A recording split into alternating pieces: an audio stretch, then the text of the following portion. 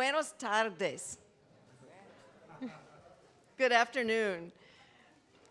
I am Martha McCoy, Executive Director of Everyday Democracy and a Connecticut Civic Ambassador. Whether you've been a Civic Ambassador for a year, whether you're just becoming a Connecticut Civic Ambassador, whether you're here because you want to learn what it means to be a Civic Ambassador, we are so delighted you are here on this beautiful day for all of us to make a commitment and recommit ourselves to making our communities and our whole state a place where people can connect with each other, lift each other's voices up, participate in all different ways to make our state a more welcoming, equitable, healthy, civically healthy place to live.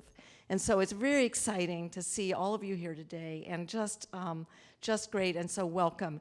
I'm also welcoming on behalf of our many sponsors and our partners, and want to thank the Hartford Public Library for sponsoring with us. Of course, also welcoming on behalf of the Secretary of the State's office, and in a moment I'll introduce Lourdes, who will do that.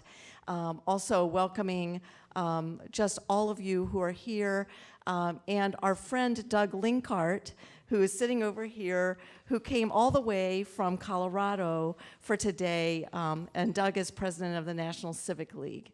And so he's going to be with us today, which is such an honor and such a gift. So without further ado, let me introduce Lourdes Montalvo from the Secretary of the State's office. Good afternoon, buenas tardes.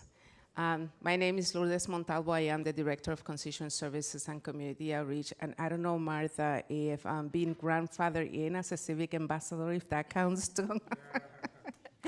You're definitely a civic. So I am here on behalf of the Secretary of the State, Denise Marl, to say thank you to every single one of you for taking your time to come down to this Civic Ambassador Summit. And also, thank you, Martha McCoy, Executive Director of Everyday Democracy, Bridget Quinn Curry, Chief Executive Officer, Hartford Public Library, and Professor Brandon Kane, Director of UCAN Humanities Institute, and all the participating organizations that are here today. At a time when media and political contest is more volatile than ever, civic engagement, education, and empowerment is very important. And we just saw it with this past elections. The Civic Ambassadors Program fits with other civic education programs like the Red, White, and Blue School Program that seek to engage Connecticut residents in their communities and with their state and local government. The Civic Ambassador Program is special because it enlists communities members to help interest people engage with local organizations in their towns and cities. Another way to approach civic engagement more likely to be successful because it is locally centered. The people that come forward to train to become civic ambassadors are real-life heroes, volunteering their time to help their communities successful and satisfying civic engagement requirement and authenticity, risk-taking, courage in the face of adversity and integrity. Everyone is welcome to become a civic ambassador, from the elementary school students to adults or senior citizens. If you're interested, please reach out and get involved. It's very important. We definitely need every single one of you. Together, we will make every community in the state stronger, more engaged, and more involved. Thank you.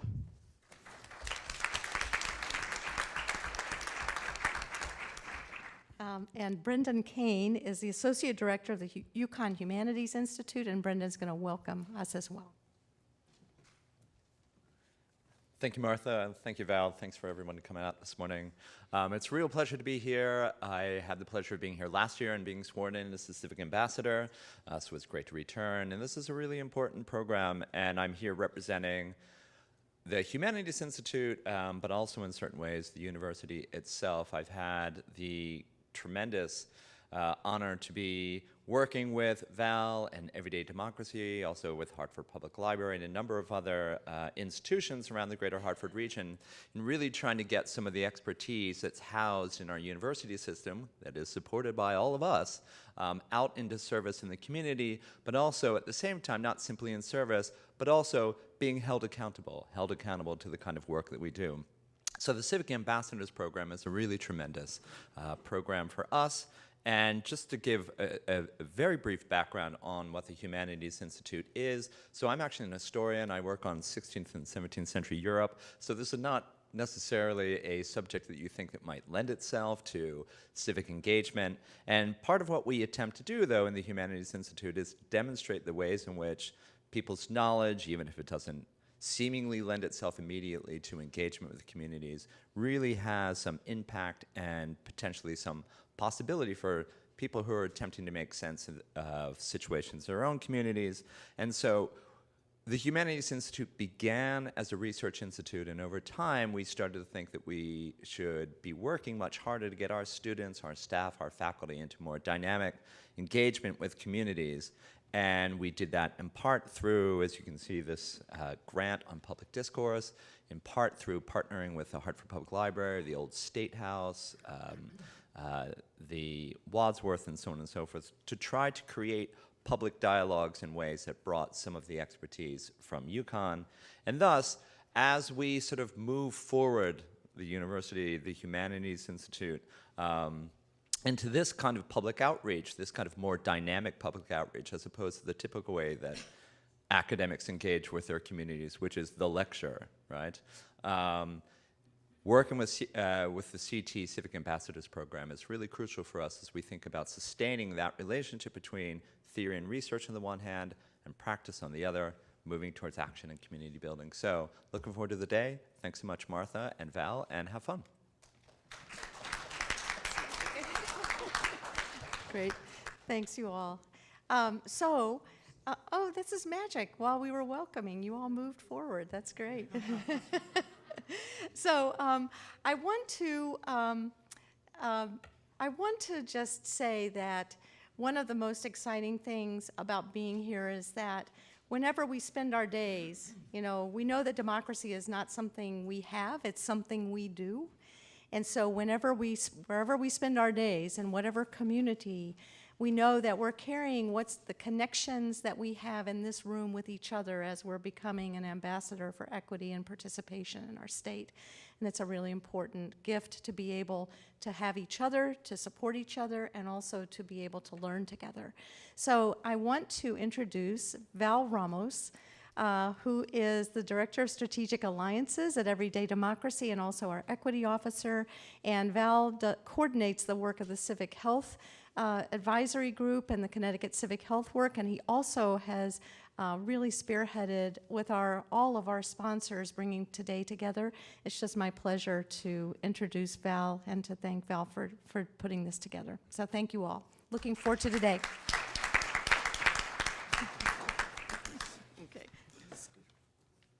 Thank you very much, Martha, and welcome all of you. I want to join the speakers in welcoming you to this, the second annual Connecticut Civic Ambassador Summit. This is the second year that we're doing it here at the Hartford Public Library, and we're very fortunate and appreciative of the support the library has always provided to us.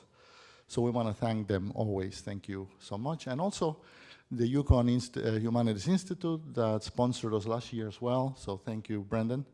And the Hartford Media Group also provided in-kind support. So there's a lot of other sponsors, as Martha mentioned. They're all listed there, too many to go through, but we want to thank all of them, of course. Now, this summit is, we're going to dedicate this summit to a good friend and a great civic leader and community activist, Linda Ann Bayer, who passed away, as some of you know, 2 weeks ago. She's been very active in many different ways in Hartford to make the lives of Hartford residents and Connecticut residents better. And you'll learn more about her work and legacy later during our first panel. But let's please take a few seconds of silence to honor her memory and her legacy.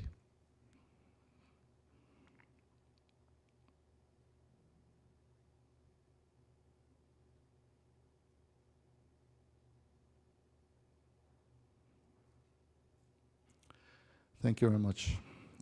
At this point, I want to introduce our first panel entitled Civic Engagement and Community Change. And its moderator, a good friend, a Connecticut Civic ambassador, and everyday democracy consultant. He also runs his own consulting company, and he's a member of the Connecticut Civic Health Advisory Group. And you'll find he's also a Yukon Fellow with the Yukon Humanities Institute. He's in so many things that I could spend the whole afternoon mentioning that. He said, don't do that, Val, right? But it's an honor to have you, Richard, here, and he's going to be introducing this outstanding panelist who are going to join us this afternoon. Richard Frieder. Thank you. Thank you, Val.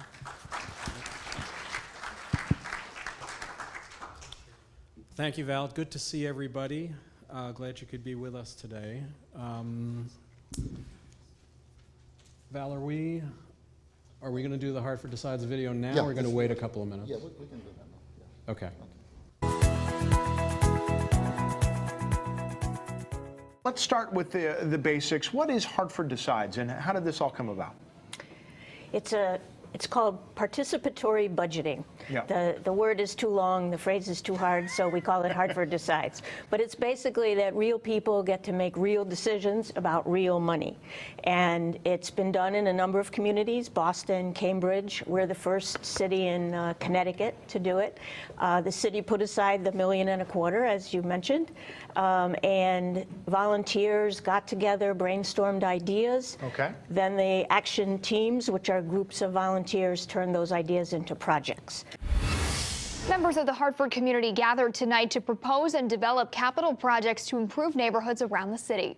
A steering committee of about 30 people planned an open event for residents throughout Hartford to discuss what the city needs to bring a positive change. At the meeting, community members suggested ideas like newer playgrounds, community gardens, or cleanup opportunities. This is an empowerment activity from the ground up. They get to talk about how they would like their neighborhoods to look, how they would like to improve their areas and their schools and their homes and their communities. And then they actually get to get partnered with people who have resources, and they get to turn their ideas into projects. Meetings are open to all members of the community ages 13 and older. This is the third Hartford Decide community meeting. Too many to name here, but what are some of the examples? There are 22 projects that you can vote on. You can vote for 5. So community gardens, new bike racks and bike lanes, new basketball court in Keeney Waverly, Okay. A press box for the Little League field, also wonderful. in Keeney Park, and some technological projects where you have kiosks where you can see what's going on in the community. Okay. These exhibits show 22 proposals for community improvement projects 1,275 people in Hartford took time to vote on. I really enjoyed it because I'm 17 years old and I never got the right to, I never voted yet. So seeing that I could vote for something and I am part of something at this young age, it was real, it's great. People chose them at unusual selection spots. High schools, recreation centers, all the way to the Hartford Correctional Center.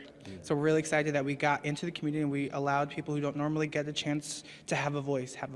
Mayor Luke Bronin said Hartford Decides could help officials prioritize during what he called tough times. Money for these projects is in the last mayor's last budget, so it's there for now. Going forward, we're requesting that the city think of us when it comes time for creating the budget, and we hope that they will allocate some money because this is a wonderful tool for civic engagement. An organization called Hartford Decides set up a pop-up voting location today at the Hartford Correctional Center. Organizers say many people at the facility are from the capital city and should be allowed to weigh in on how city money is spent. So Hartford Decides wanted them to be involved in the vote because their families will use the projects that are planned to upgrade the community. You become disconnected, I think, when even if you're only here temporarily before you go to court, and it's important that folks still feel connected to the community so that in the long run their lives are better. Out of 22 proposals, the winning idea was Paint the City, which will create murals and street pole banners for each Hartford neighborhood. Other proposals that will receive funding include community gardens at Hartford Public High School and Ramon Quiros Park, inflatable dance pods for rent, security cameras for the North and South End senior centers, and lights at 5 public parks.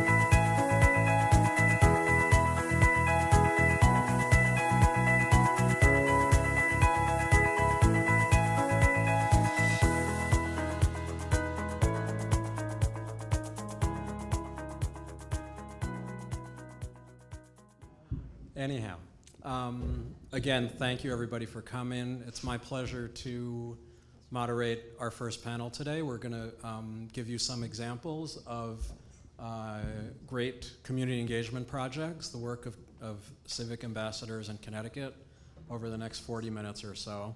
The first one we'll talk about is Hartford Decides, which you just saw the video of. Let me just say, before we dive into that, we have a lot to cover in this segment. Val was very ambitious, but he's also very smart. Any of you who know Val know what a smart guy he is.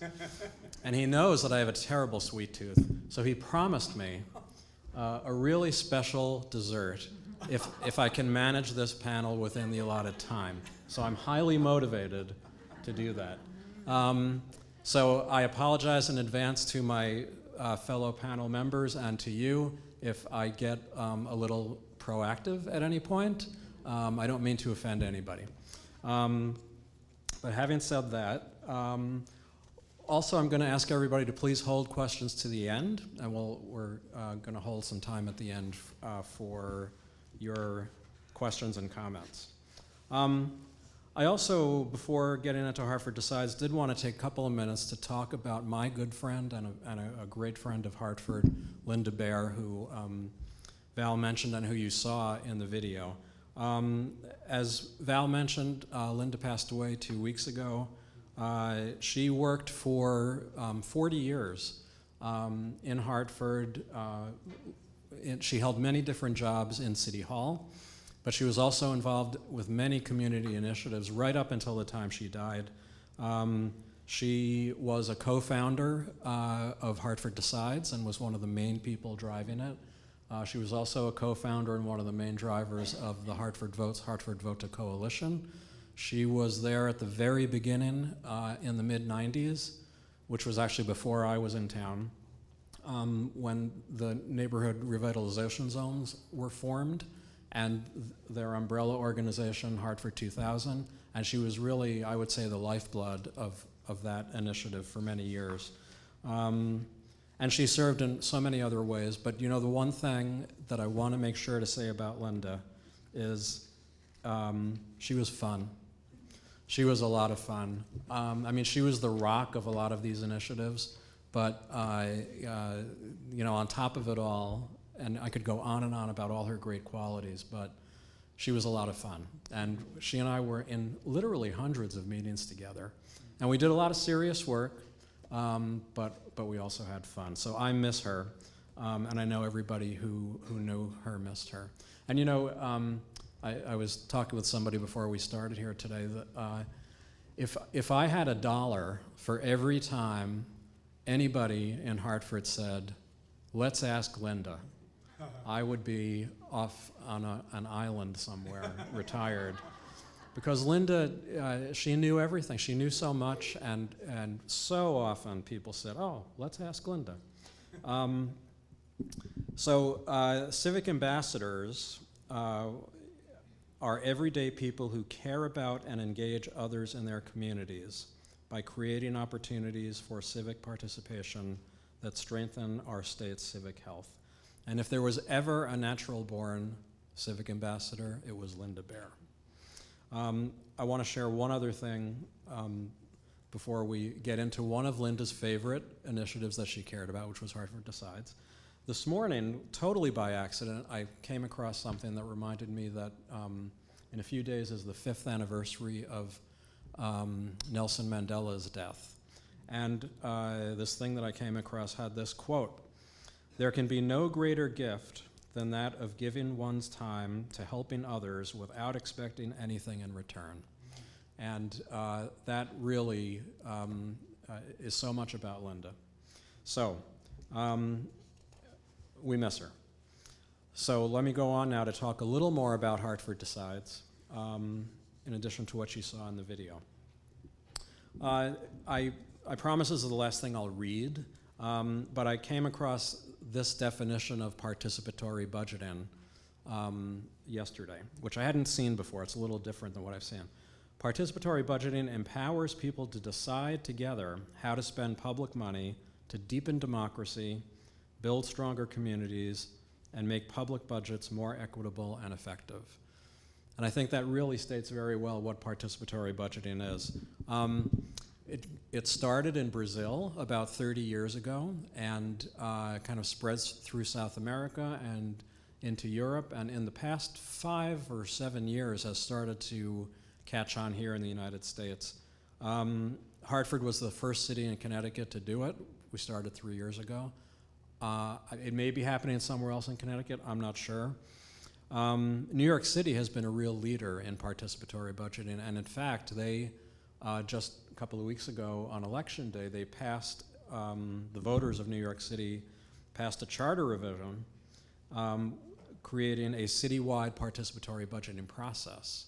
So it's going to be built into the city government and take place all throughout the city, which is really exciting. 65% of the voters approved that. That was almost 1 million people. And New York City is also doing PB. We say PB because participatory budgeting is a mouthful. Doing it in high schools. I don't want to take too much more time here, but the way we got started in PB was that I went to a conference in Seattle about 5 years ago, and I saw a presentation on PB, and it was still a relatively new thing in the United States. And I just thought it was the greatest thing since sliced bread, really. Came back to Hartford and started talking with people, Linda being one of them. And she and I and a few other people started to put the pieces in place to get it started. That's all the good news. I do want to point out, as you can probably get from the video, that PB is about much more than the actual projects. I mean, the Paint the City, the murals project is great, the planting trees is great, heated bus shelters, those are all great projects. But it's about so much more than that. It's about the public engagement process. And it's those two things together, the public engagement process and the actual projects, that make PB really a great process. And it brings together a real diversity of participants, too, you could see from the video. In Hartford, we did PB for 2 years, and then some of you may have heard that the city of Hartford, well, as well as the entire state, but especially the city of Hartford, has a little bit of a budget problem. In the middle of the 3rd year of Hartford Decides, the city informed us that they weren't going to be able to come through on the money that had been allotted. So the process is kind of on hold, but in the meantime, we're looking into a few other ways to use PB, and that is in high schools. Regionally, we're looking into a regional project for participatory budgeting. And also with a university that's shown some interest. So we're excited. Some great things have been done, but we're excited to move forward with it. So that's what I wanted to say about Hartford Decides and participatory budgeting. And again, if you have questions, I'm going to ask you please to hold on to them, and we'll be glad to discuss them a little later. So now we're going to move on to our other panel members, and let me tell you first who they are. To my left, your right, Elizabeth Joseph is the Information and Adult Services Coordinator at the Ferguson Library in Stamford, and she's a Connecticut Civic Ambassador. And John Cusano, further to your right, is a nonprofit consultant, and he too is a Connecticut Civic Ambassador. And they're going to be talking with us about some work that they're doing at the Ferguson Library, which some of you may know, it's the public library of Stamford, Connecticut. On my right, your left, is Mariam Elahi. She is the president and CEO of Community Foundation of Eastern Connecticut, and she's also the co-founder of the Connecticut Collaborative for Civic Engagement, and she'll be talking with us about that organization and what they're doing, and about philanthropy in general as it intersects with community engagement. And furthest to your left is Lucy Hernandez. She is the Civic Engagement Special Projects Coordinator at the Connecticut Commission on Equity and Opportunity. And she also is a Connecticut Civic Ambassador. So, how about a quick round of applause to welcome all of our panelists? Thank you. So we're going to talk about some great work that's going on in Stamford, Connecticut, and I think we're going to start with a video. Is that right? Okay. We have about a 4-minute video, and then we'll talk with our panelists.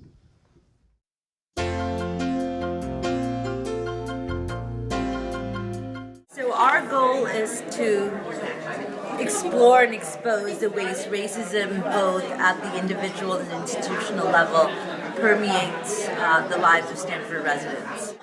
We started the dialogues at the end of September of 2018, but the process started about a year and a half ago when we developed the coalition, brought them together, went through the exercises, planned. Took us about a year to get here. Our coalition is nine members. Some of them are now active facilitators. Some of them were part of our logistical and planning team. So our coalition's been a small but strong and committed group of people. More united, more coherent. And we actually have kind of a small concentric ring of other people around that who may join us as facilitators as we go through this whole process a second and third time. Access, and so just a simple example, like why is there food? When you take a room full of strangers and at the end of 6 weeks, they no longer are strangers, but people are familiar that when you see them on the street, they'll say hi to you, they know a little bit about you, they know a little bit about your life, so that distance has been eradicated almost. It's like you've really brought them closer just by the experience of speaking together, talking together, eating together, sharing. We've seen and experienced people who are deepening their own awareness, deepening their own experience, because I can't have the experience that you have. So when you tell me, it expands my view and my own experience, even though I haven't had it, the story makes sense to me. The stories connect, and especially where what comes up is potentially a conflict. Right? Ideas which seem poles apart, but have central, meaningful stuff that we need to dig into together. When everything is Yes, the action is necessary, and it's where everyone's focus of attention goes to immediately, especially in our United States culture. It's about, getting things done. So I was really clear that the dialogues themselves are action and do create change, and that both are necessary together, both dialogue and action, and they're completely intertwined.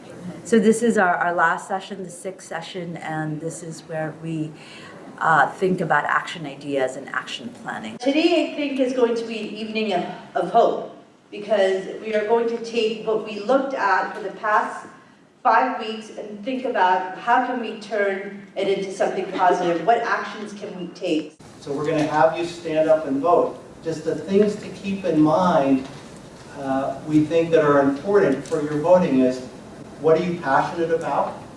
So what do you really care about? What would you be excited to put time and energy into? What do you think is doable? Now I just want to do a show of hands. We'll read out each group. Which one would you vote for? We'll start with education. Okay, education. Raise your hand. Leadership. Leadership. Okay, so what are some ideas that you have of things that your group could do to address the issue of leadership or criminal justice or whatever? And the goal really is, after today, we're not done. So there is a 7th session in our program. So our 7th session is really about those action groups coming together and talking about community assets that will help them move towards change, and sort of just sharing what they have come up with, the ideas and plans and the people that they've talked to. So I think at the end of the session, people are going to think they're done and we'll never see them again, but that's not the case. So if you're really interested in making a change and making a difference, you'll be coming back, and we are going to give them a space and a place to do that.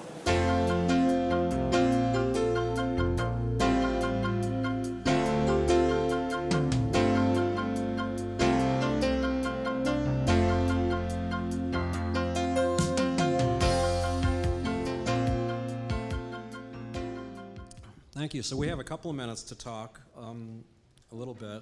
Let me ask you, and you'll have to fight it out as to who's going to answer, and or maybe you'll share it.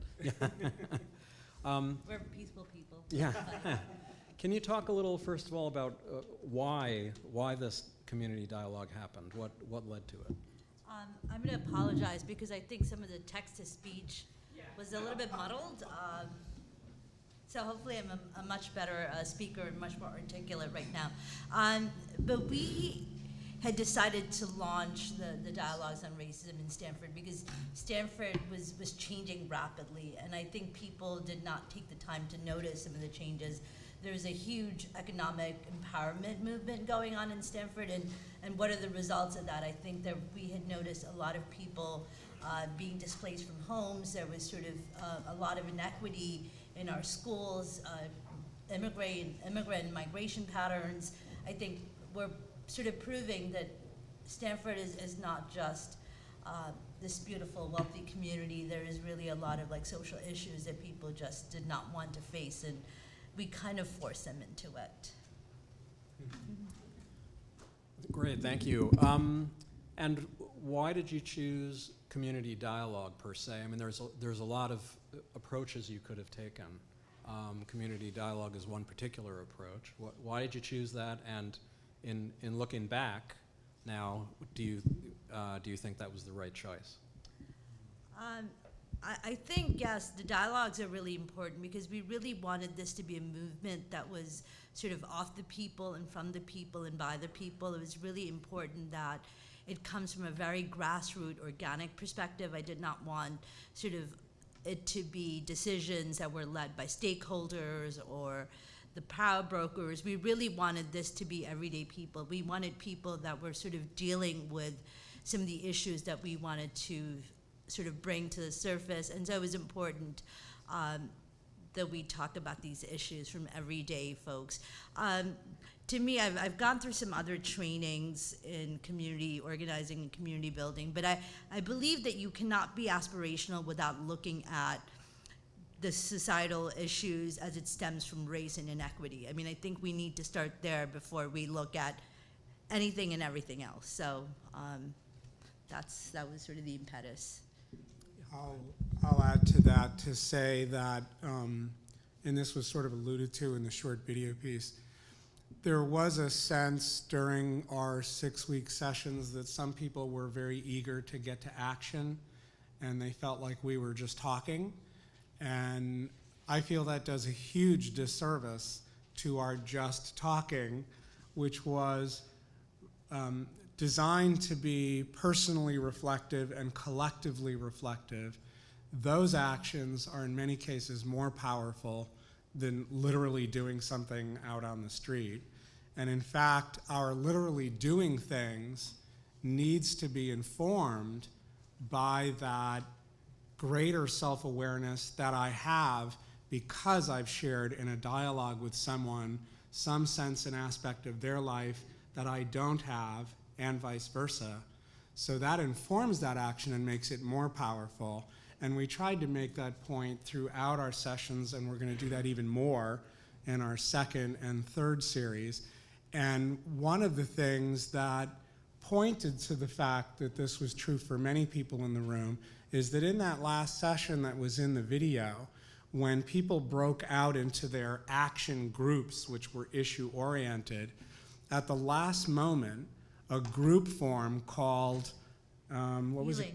Healing, which was a continuation of the dialogues, and it became the largest group in the room with like 25 or so people out of the 100 and some odd that we had. So the dialogues, I think, ultimately felt really key to people. Great, thank you.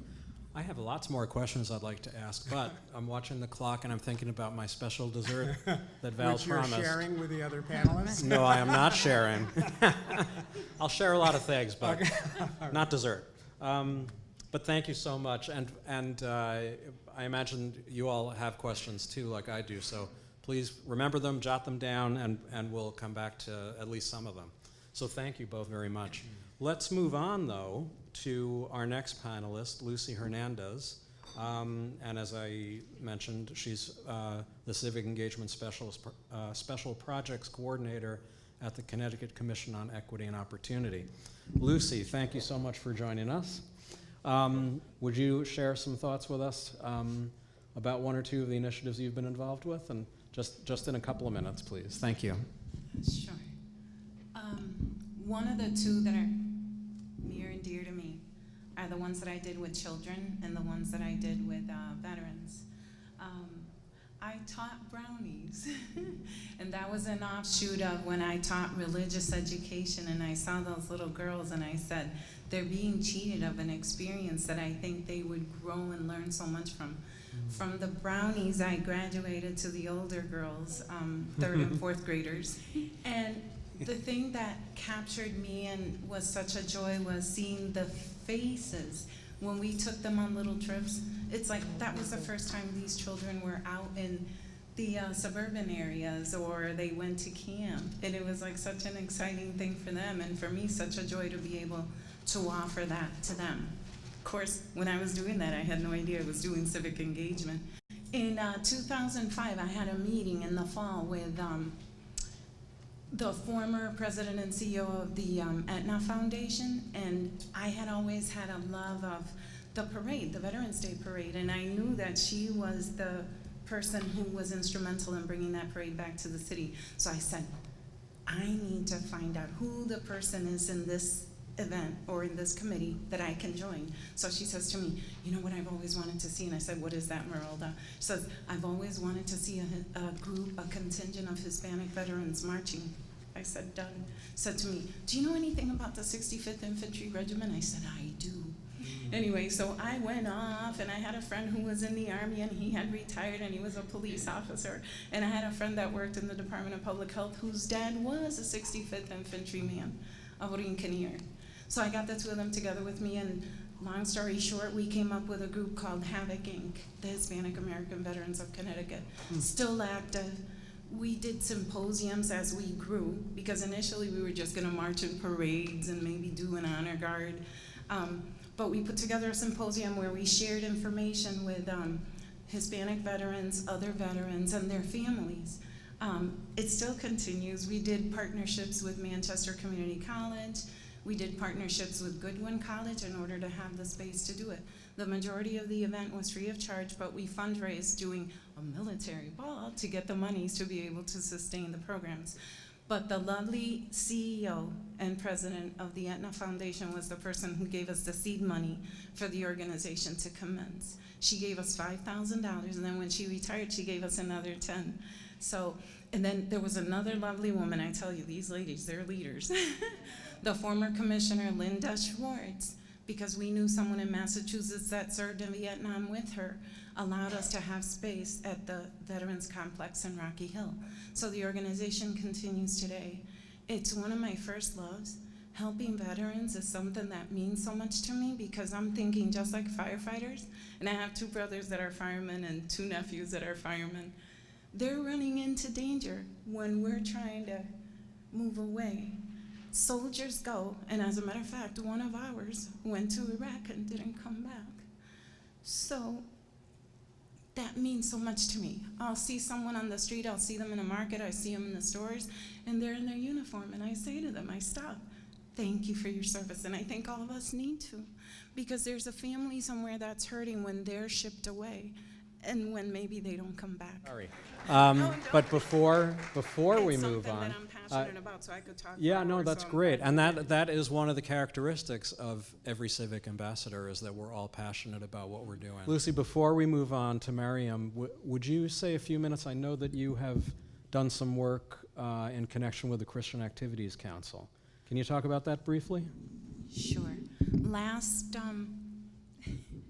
spring, the director of the agency that I represent, the Commission on Equity and Opportunity, decided that the way that she wanted to approach the legislative session for that year was to get a bunch of community representatives together in our office to try to marry the different initiatives that they may have had that were similar to ours. In came in Reverend A.J. Johnson from the Christian Activities Council. And as we were talking, he started talking about a neighborhood in the North End whose properties were in hideous states. In some instances, children were being bitten by mice. It was a slumlord from New York who claimed he was doing the work, but he wasn't. So when he was talking, my heart was hurting because I'm like, oh my God, families, but especially children, are being harmed. Before he left, I asked him, would it help you to get this moving a little faster if Senator Blumenthal were involved? He said, oh my God, yes. I have a friend that works for Senator Blumenthal. I contacted him and said, Joe, you gotta help me to get a meeting with the senator. Because we figured if the senator came, the press would, and we would be able to eradicate the problem. Thanks be to God. Last August, HUD revoked all the Section 8 vouchers, which is what we wanted, so that he wouldn't come back, but the families would be placed, and they were. Yeah, thank you. The Christian Activities Council is doing really pretty amazing work. They're based on the North End, and I've had a little interaction with them, so I'm glad that Lucy was able to talk about it a little bit today. But they are bringing some of the elements of traditional sort of Saul Alinsky community organizing to the faith community, and they're in the process of organizing 40 or 50 churches, synagogues, mosques, and others to work around issues such as slumlords and other things. So there was an article in the Hartford Courant sometime in the past week about some of the work they're doing. So again, in the context of community engagement, civic ambassadors, one of many efforts that I would recommend you take a look at is Christian Activities Council. Thank you very much, Lucy. Let's now talk with Mariam Elahi. Mariam, you are from the philanthropic world. And many of us think of philanthropy as simply fundraising, but there's a lot more to it than that, right? Can you talk with us a little bit? Yes, in the 5 remaining minutes of this panel, I will be happy to very briefly touch on a few things because I'm really more interested in our conversation. But what philanthropy is really about, I mean, think about the word. Philanthropy means love of humans. So very often we equate philanthropy with a pot of gold, power, and those are not incorrect views of philanthropy. But philanthropy is also about strategic giving, very intentional focus on problems that exist in communities and trying to address them. And that's really what community foundations do. They are focused on the communities that they cover. I'm with the Community Foundation of Eastern Connecticut, so we cover the eastern third of the state. But we work very closely with our partners, other community foundations, family foundations, and others, in discussing what the issues are and how together we can leverage and make a difference. So in my view, there are really 3 tools that philanthropists have in hand. Clearly, one is grant making. The second is convening, something like this today, bringing people together so that together we can do some thinking and then have some actions. And the third is really important and not used as frequently, and that is advocacy. For us to train folks, to teach folks what it means to be an advocate, not just what's typically lobbying at the legislature, but advocacy in your communities, advocacy with particular groups, parent groups, teacher groups, or whatever else it might be where you want to move a certain issue. So that is the role of philanthropy in the community. And since I know the next question that he's going to ask me, I'll jump ahead and say, we are a part of an initiative that we started earlier this year. I reached out to fellow CEOs of other foundations and said, let's together create a funders collaborative on civic engagement so that together we are doing more than what we would do individually. So we've just gotten started, but together we've done a number of initiatives like fund the Connecticut Mirror. How many of you know about the Connecticut Mirror? Good, good. Well, I encourage everyone. I mean, it comes into my mailbox, I don't know, at 6 a.m. every day. It's not daunting. And you can really look at the 3 or 4 articles that are posed there. It's very thoughtful. But together this year, we funded the Connecticut Mirror to do 2 lengthy studies. One was the impact of the budget crisis on nonprofits in our state, and you know what that is, right? I mean, nothing else is as easy to cut as social services and the wonderful array of goods that nonprofits provide to the poorest sectors in the community, the most vulnerable sectors. In other countries that I consider a democracy, the state takes this role, making sure that people are taken care of. And I'm not just talking about housing and food and shelter, the very basics, but the arts, things that make us as human beings able to participate fully in our culture. But in our society, it is the nonprofits that, with very, very skimpy resources, carry forward this role. And to cut them off means to really cut the lifeblood that creates thriving communities where people aren't wealthy. And that is just not right. And the second study we supported was about wealth disparities in Connecticut. I just want to take 1 minute to tell you about something that we as a community foundation do that we found extremely helpful in reaching out to our community and hearing all voices. We created what we call Thriving Communities Conversations. And we have in towns throughout our region, we have these conversations. Everyone is welcome at the table.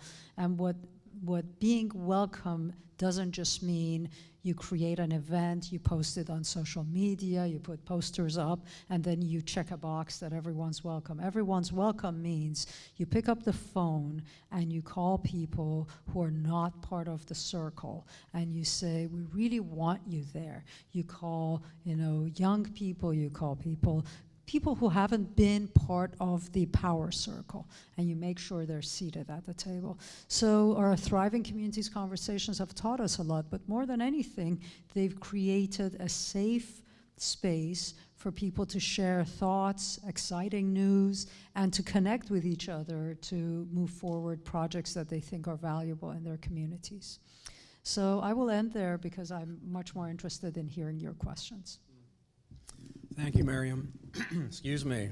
Miriam is a panel moderator's dream. She answered all the questions I was going to ask before I even asked them. So we do have a couple of minutes, and I'm going to steal a couple of minutes because I think we started a little bit late.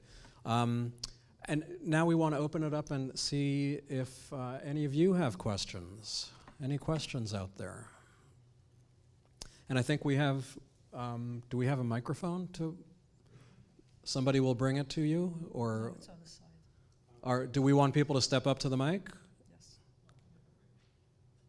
Okay, any questions? Is it over here? Yes. Yeah. Yes, please. This question is for Miriam. Is that Miriam? Miriam. Miriam. I know you said that you all created something where people that are not usually at the table are invited to come to the table, but is there some type of training that teaches people, I don't want to say how to be at the table, but how, what should they be doing, what should they be saying, so that they're comfortable being in that environment? Because a lot of times they're invited to the table, because I've been in that place several times, but thank God that I was able to articulate, what I needed or what needed to be said. But some people don't have that skill. So is there something in place that maybe trains people on how to do that? Thank you for the question. So I should say there are many tables, right? The inclusive tables. We have supported a number of trainings and conversations, from dismantling racism in schools to sort of trainings that help parents be better informed of what is happening at the schools, how to raise their voices, where it's appropriate, and ways to do it. So I think what your question goes to the heart of is, this is the work that community organizers do. and that foundations and funders are more and more aware of how important it is, if we want to say that we're in a participatory society, that we support community organizers so that these kinds of things can happen.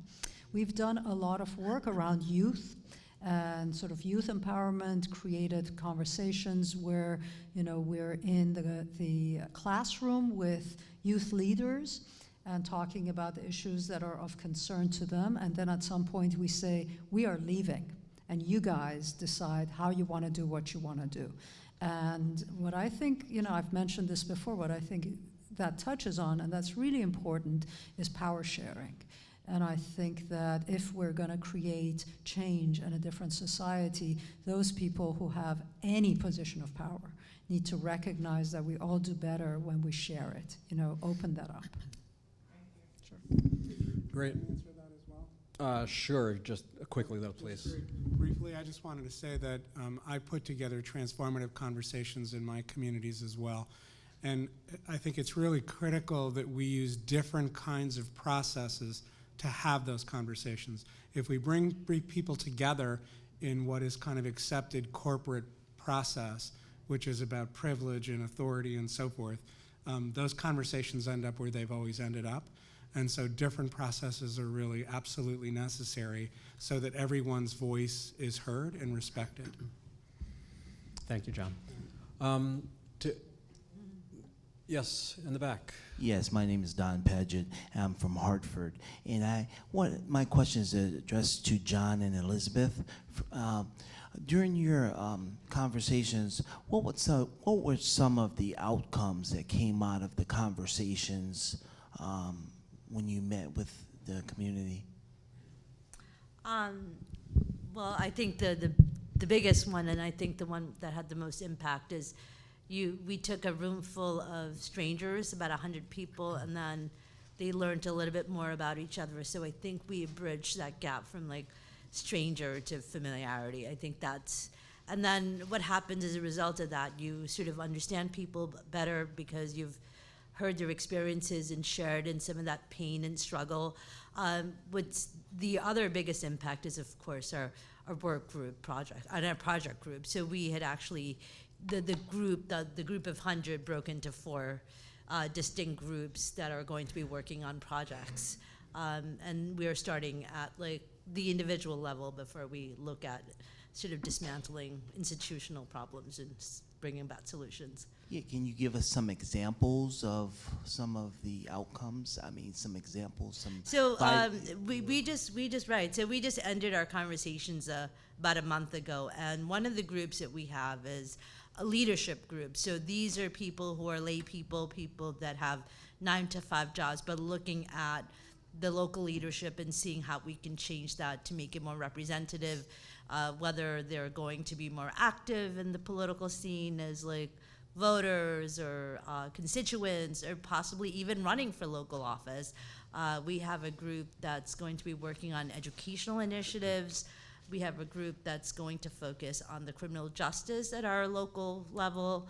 And then we have a group called Healing, which is really going to take disparate groups of people in our community and bring them together and really sort of begin the healing process. Thank you. Val, can we squeeze in one more? Yeah. Joyce here. Hi. These were all remarkable stories, and thank you for sharing them. But I often feel like we don't really share our lessons learned so that other people can learn from what we're doing other than verbally.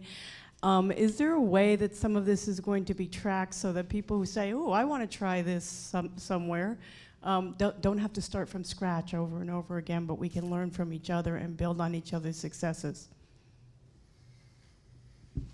Go ahead. Yeah. So we have a little subgroup of our facilitators that volunteered to do this work that I'm heading up.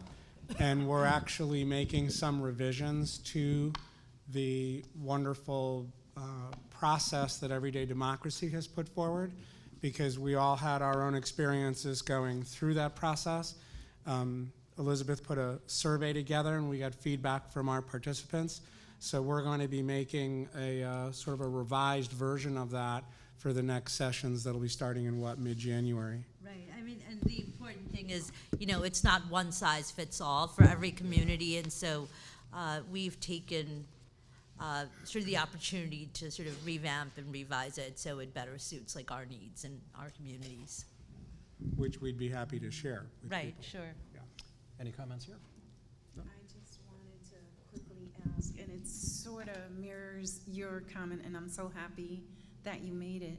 It seems like the work that you did was so wonderful and so involving of the community that I'm just wondering if that's something that could be created like as a template to share with other municipalities, whether it's, I don't know, a YouTube video, or maybe you share it with the Connecticut Conference of Municipalities so that maybe they can share it that way, and that way your input and your participation will grow 169 folds, 168, because we already have Stanford. Yeah, I mean, I think that we would certainly share that with the Every Democracy sort of team before we can, yeah.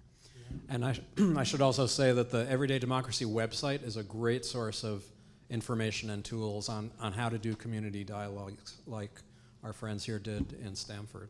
And with regard to participatory budgeting and Hartford Decides, we are more than happy to talk with anybody in Hartford or in Connecticut or elsewhere about what we learned in doing participatory budgeting and how to do it. So, well, I am really sorry that we're out of time, but please thank our terrific panelists.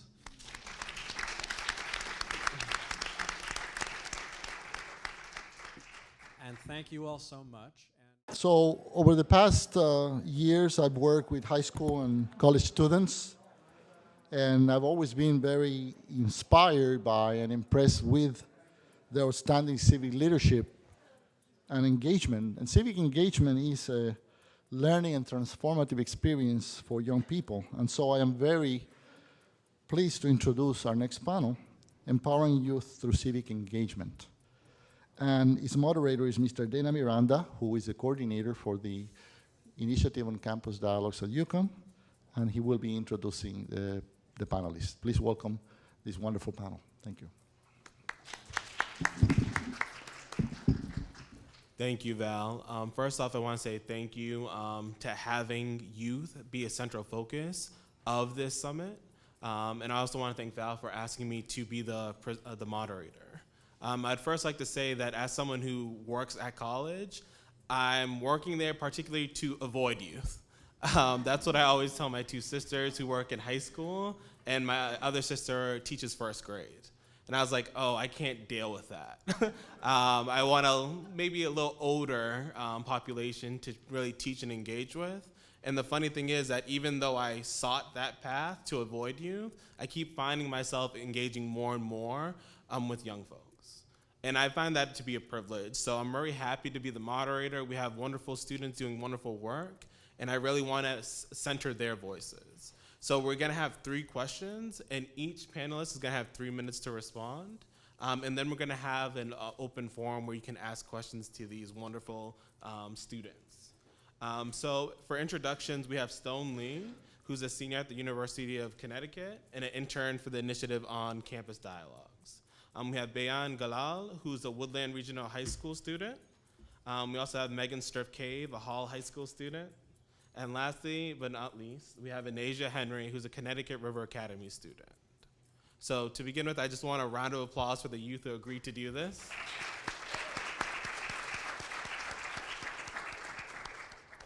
And our first question of this session will be, please describe the civic work you've done as youth leaders. And we'll just go along that list. So Stone? Well, for me, thank you. Hello, everybody. Okay. So for me, I'm just getting started. I'm in the internship for Initiative on Campus Dialogues. And basically what I've done is I've gone to 2 events that we call encounters, or the second one was really more of a conference. And the first one we talked about the Treaty of Hartford and its implications, of being on Native American land and the Native American experience for people in Connecticut. And the second one was a larger conference where we could choose a variety of topics, things like gun control. The one I selected was the music video, This Is America.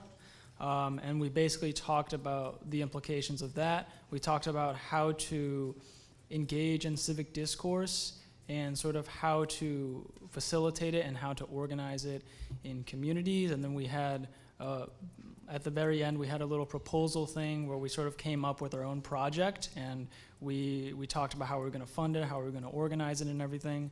And pretty much, it's for me, it's about getting started, like I said, and so far that's just been the extent of it. I have been somewhat inspired, and next year I will also be going to teach schools in Mississippi for Teach for America. So I guess that's the lasting impact it's had for me so far, and we'll see where it takes me.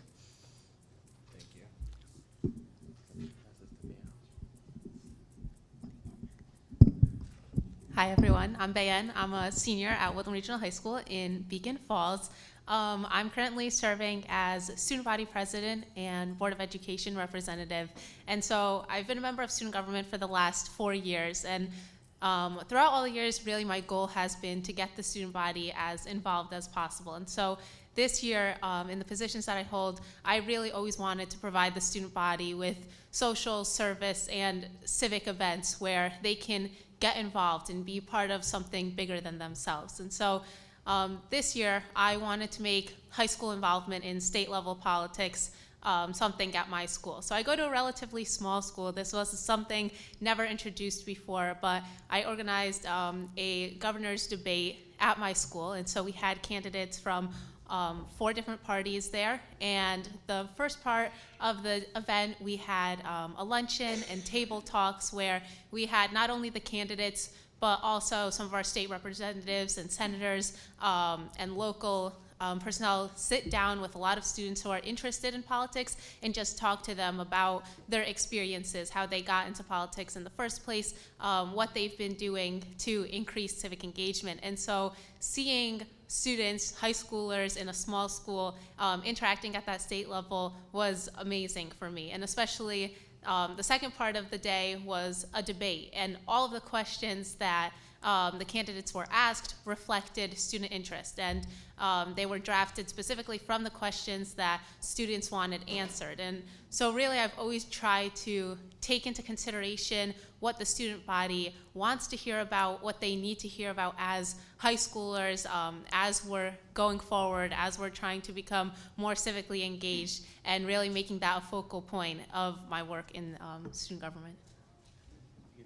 Sure. Hi everyone, my name is Megan Striff-Cave. Some of the civic engagement work I've done starts with a program that I began in my community called Girl Prov. Girl Prov is a program that aims to inspire and empower middle school girls through comedy improv. So we go into different middle schools and we kind of start with the discussion, what does it mean to be confident? What does it mean to have leadership skills? And then we go into playing different improv games. So we play Freeze and Lazy Susan. And then after we talk, what skills did those games teach us? About being bold, about making big decisions. And that's something I think is so important because improv is kind of this unique delivery of a lesson of empowerment that I think is so important for girls of a young age. So that's something that I've really been enjoying working on. I think it's a great way to give girls self-confidence that they need because a lot of the skills in improv translate into leadership, being able to take whatever's thrown at you and roll with it and kind of believe in the power of your voice. So that's one thing I've been doing. Last year I also worked with my state representative, Derek Slapp, and testified for a pay equity bill that got passed by the governor in May that eliminated the salary history question. To kind of prevent work to close the gender wage gap. So that was something very impactful for me. I think it was great that my state rep chose to get students involved so I could talk about my perspective as a young woman about the gender wage gap and what that meant for me, as I look at future careers. And finally, I helped organized my national school walkout at my school last March after the Parkland shooting, and I got to speak on a panel with Chris Murphy and Richard Blumenthal about school safety and gun violence. So that was a really great opportunity. Thank you. No problem. And then if you could just pass this. All right. So good morning, everybody. My name is Anasia Henry. I'm a senior at the Connecticut River Academy at Goodwin College. Bear with me if I get into college personal narrative mode because application season is among us. So I'm gonna try not to list off my entire CV, but basically I've been in a number of organizations that revolve around like international affairs and political activism. So like that includes Model United Nations, my school student activist group, National History Day. So there's been a few, but I would say that the two organizations that have affected me the most would be Summer of Solutions Hartford and my school's Black Student Union. So first with Summer of Solutions, it's a nonprofit organization based in the South End. We have 2 community gardens on Park Street, and basically what it's trying to promote is urban gardening initiatives, trying to close the food gap and promote agricultural like equity and anti-gentrification and anti-racism. It's like a grassroots initiative that combines so many different social issues, and it's working with a small group of youth leaders in order to try to find solutions to these problems so that future generations don't have to deal with them.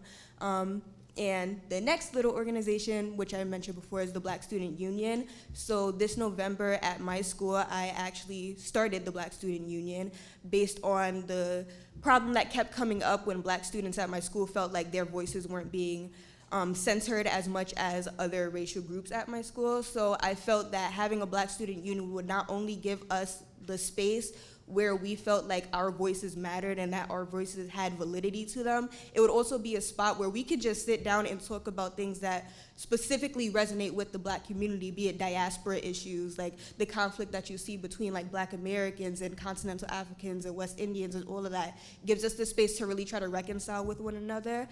It would also give us the opportunity to try to plan events to bring Black issues to the forefront of the conversation, not to try to like minimize anybody else's experience, but to just allow people to understand where we're coming from and try to feel comfortable in trying to bring awareness to the injustices that we face among other minority groups in this country. So, yeah.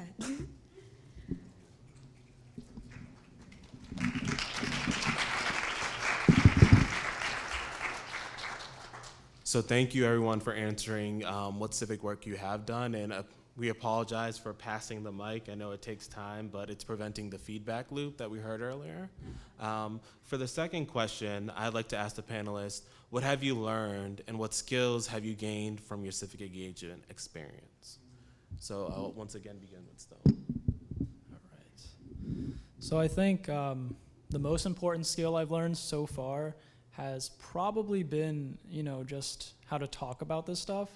Because I was somebody before who, I had very strong political opinions, and I also had, I considered myself pretty well informed, but it was something that I was somewhat reluctant to talk about because you know how it is, these civic engagement things and stuff. It's hard to find agreement, sometimes you're hitting a brick wall. But there are ways to be persuasive about it, and there are ways to get people really interested in it, and I think having gone to those 2 encounter events and actually listening to people speak about it in a very, exciting and passionate way was definitely a plus. And the other thing is also just organizing. I don't have any direct experience with that, but sort of just getting the opportunity to do like a little mock project was pretty cool, and learned a lot about the whole process that goes into it. And yeah, I would say those 2 are pretty major takeaways for me.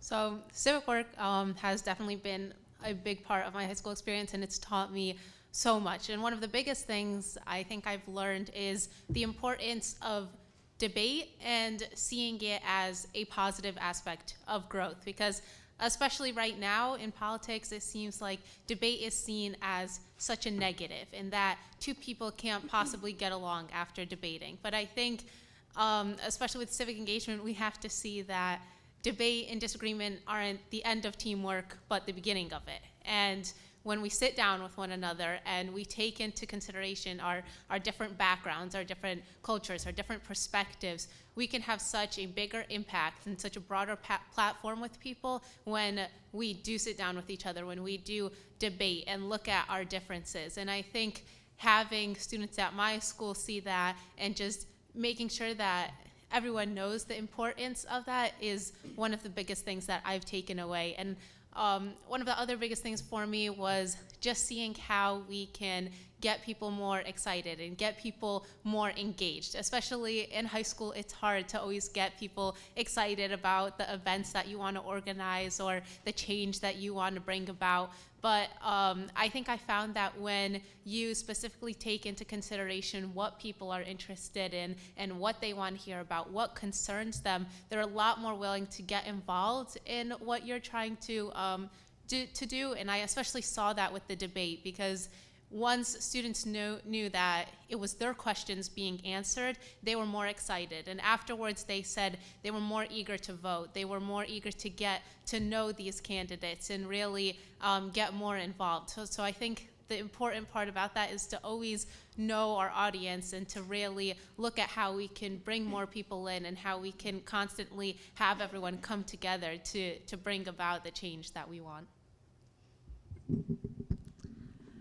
Yeah, definitely going off that, civic engagement has taught me a lot about the importance of having open conversations with other people. And I think the best example of that is a story from last year. My friend Scott asked me to join a political discussion club at our school, so of course I said yes.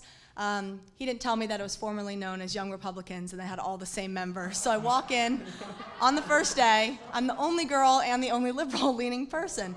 So first instinct was to run, but then I decided, this is important. I think it's important to not be kind of locked in echo chambers with people that agree with us. So at first, I'm thinking, how am I going to fit in with these people? I'm the other, I'm the only.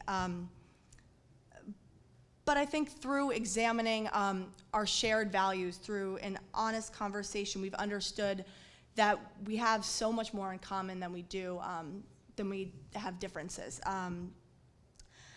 It's important to challenge your own beliefs because honestly, you strengthen your own opinions when you have conversations with other people that disagree with you. And I think what I've learned through that club is dismissing other people that disagree with you as the enemy and they're the other and they're who you're against.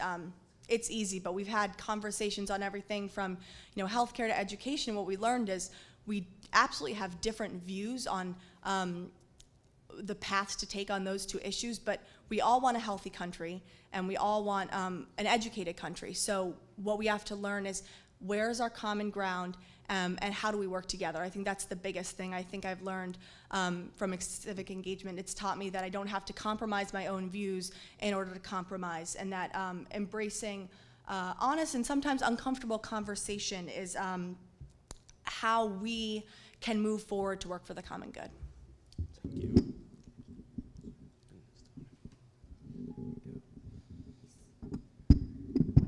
All right, so anybody who knows me can attest to the fact that I like to pride myself in being the second coming of Malcolm X. So, I mean, my family in the back, so they already know what I'm talking about. But, so that goes to show that, when it comes to talking about, systematic injustice and talking about how race affects our daily lives and our ability to move up in society, I'm all into that and I really love to talk about it, but as a pattern has been throughout the rest of the panel is that it is really hard to get people engaged into that. And one of the things that I think and that I have learned is one of the biggest barriers into getting people into this world of politics and talking about these issues is language. And I feel like if we're not using language that's accessible to the masses, especially language that's not accessible to youth, we're not, like, it's useless. Like, we're not gonna get anywhere if people don't understand what we're trying to rally behind. So, like, I can rattle off talking about economic disparities and how anti-gentrification works and capitalism and give off all the tenets of Marxism and stuff like that. But if other people don't understand what it is that I'm talking about, we're not gonna get anywhere. So one thing that I've had to learn is that not everybody is as knee-deep into this stuff as I am, and I really have to be able to, I don't want to say, like, break it down into layman's terms or anything like that, because that's just, like, that sounds rude, but really just trying to make what I'm trying to promote more relatable and try to break it down into terms that people who are just getting into this politics thing can vibe with and understand. Because what you come to realize is when you're talking and you're having these conversations, you realize that while they might not have the exact word that they're looking for to describe what they feel, they're already, like, chapters ahead in the conversations that you're trying to have. Like, people who come from, like, areas like the North End where, like, it's, like, low income and impoverished, they know what they feel. They know how they feel about like, economics, and they know how they want to move up in society. While they might not be able to talk about capitalism specifically or talk about other economic systems specifically, they know what they feel. So it's just basically just letting people know that there is language to describe how you're feeling and trying to get them hip to these different words and into these different philosophies and stuff like that. So I really, like, again, with BSU, that's what I want to hope to promote, is trying to have these conversations and allowing people to learn these different terms, and so that they feel like they're more integral to this political process.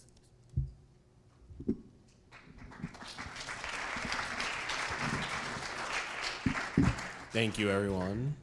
So for our final question for this panel, we're going to ask, how has your civic experience shaped your thinking about democracy, your communities, and your future lives? So once again, we'll begin with Stone. All right. Okay, so to answer the first one about democracy, it's kind of showed me that democracy seems to be about giving a space for people to speak. You know, and I like the idea of shared experience that the other panelists have also talked about, is to be able to understand another point of view, you know, and be able to compromise, and not necessarily compromising your own beliefs, because everybody's voice wants to get heard. And then as for the other question about communities, I think this whole idea, and this is related to democracy, you know, this whole idea of popular sovereignty and everything, it seems that it's localized, you know, it's the community at a small level is a site of popular sovereignty. You know, that's where really, I mean, if you believe in democratic values in the US, it can shine through, because, I mean, Congress is, you know, people at the national level are going nuts. So I think those are the two really big takeaways for me.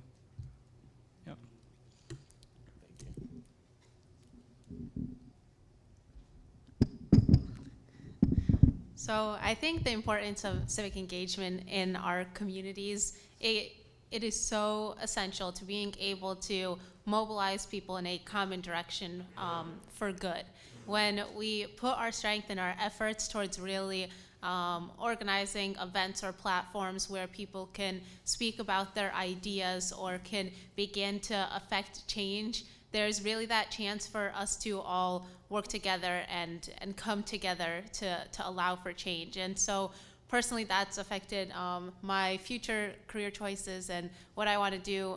I've always been passionate about science and medicine, but I've also been a government geek and loved politics and getting involved. And so public health is that perfect intersection, because science and public service are both rooted in the same spirit of never settling, never stopping. And really, our problems will grow, just our solutions do. And so even though that's slightly daunting, it's also inspiring, because no matter what, we can continue going forward. We can continue growing together. And so especially with public health, you can look at large-scale issues. You can look at, why is this entire population more predisposed to a certain disease, or how can we look at these demographics to really affect a large amount of people. And so I think all of us here today, no matter how our different backgrounds, how we've gotten involved in civic engagement, we can all attest to the fact that we're in an arena where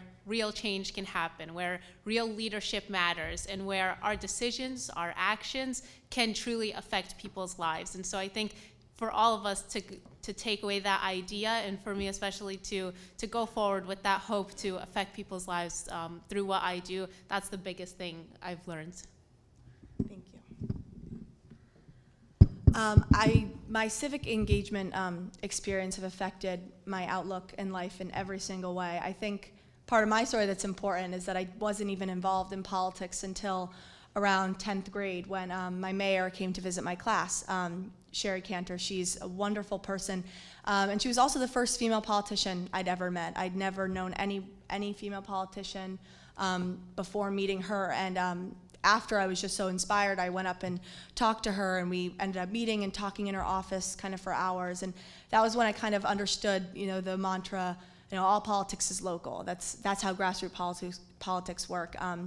When I saw kind of the changes she was doing within our community, and it made me kind of see my community as a starting point, a place for me to start making a difference. I can't change who the president is, but I can canvass for candidates like Sherry Cantor within my own town, and I can create gender equality, but I can do things like Girl Prov, and I testify for bills that are going to help empower women and do my own part in my own sphere to create change. And I think also working locally means you get to see the tangible results of your work. You get to interact with the people face to face that you're serving, because you see them in your school, you see them in the grocery store. And it's also made me realize that this is the work that I want to do my entire life. Growing up, being younger, I was just like, okay, I'm gonna be the president when I grow up. That's what I'm gonna do. I'm gonna be the president. A little harder than just saying that. But through my work with civic engagement at the local level, it's helped me understand that we obviously need a strong president, but we also need courageous leaders in government at every single level, because it's absolutely a grassroots effort. I don't think what civic engagement has taught me, that it's not really about the power of a position or having a fancy title. It just requires the dedication to make a difference in the lives of the people you serve, and that's what civic engagement has taught me.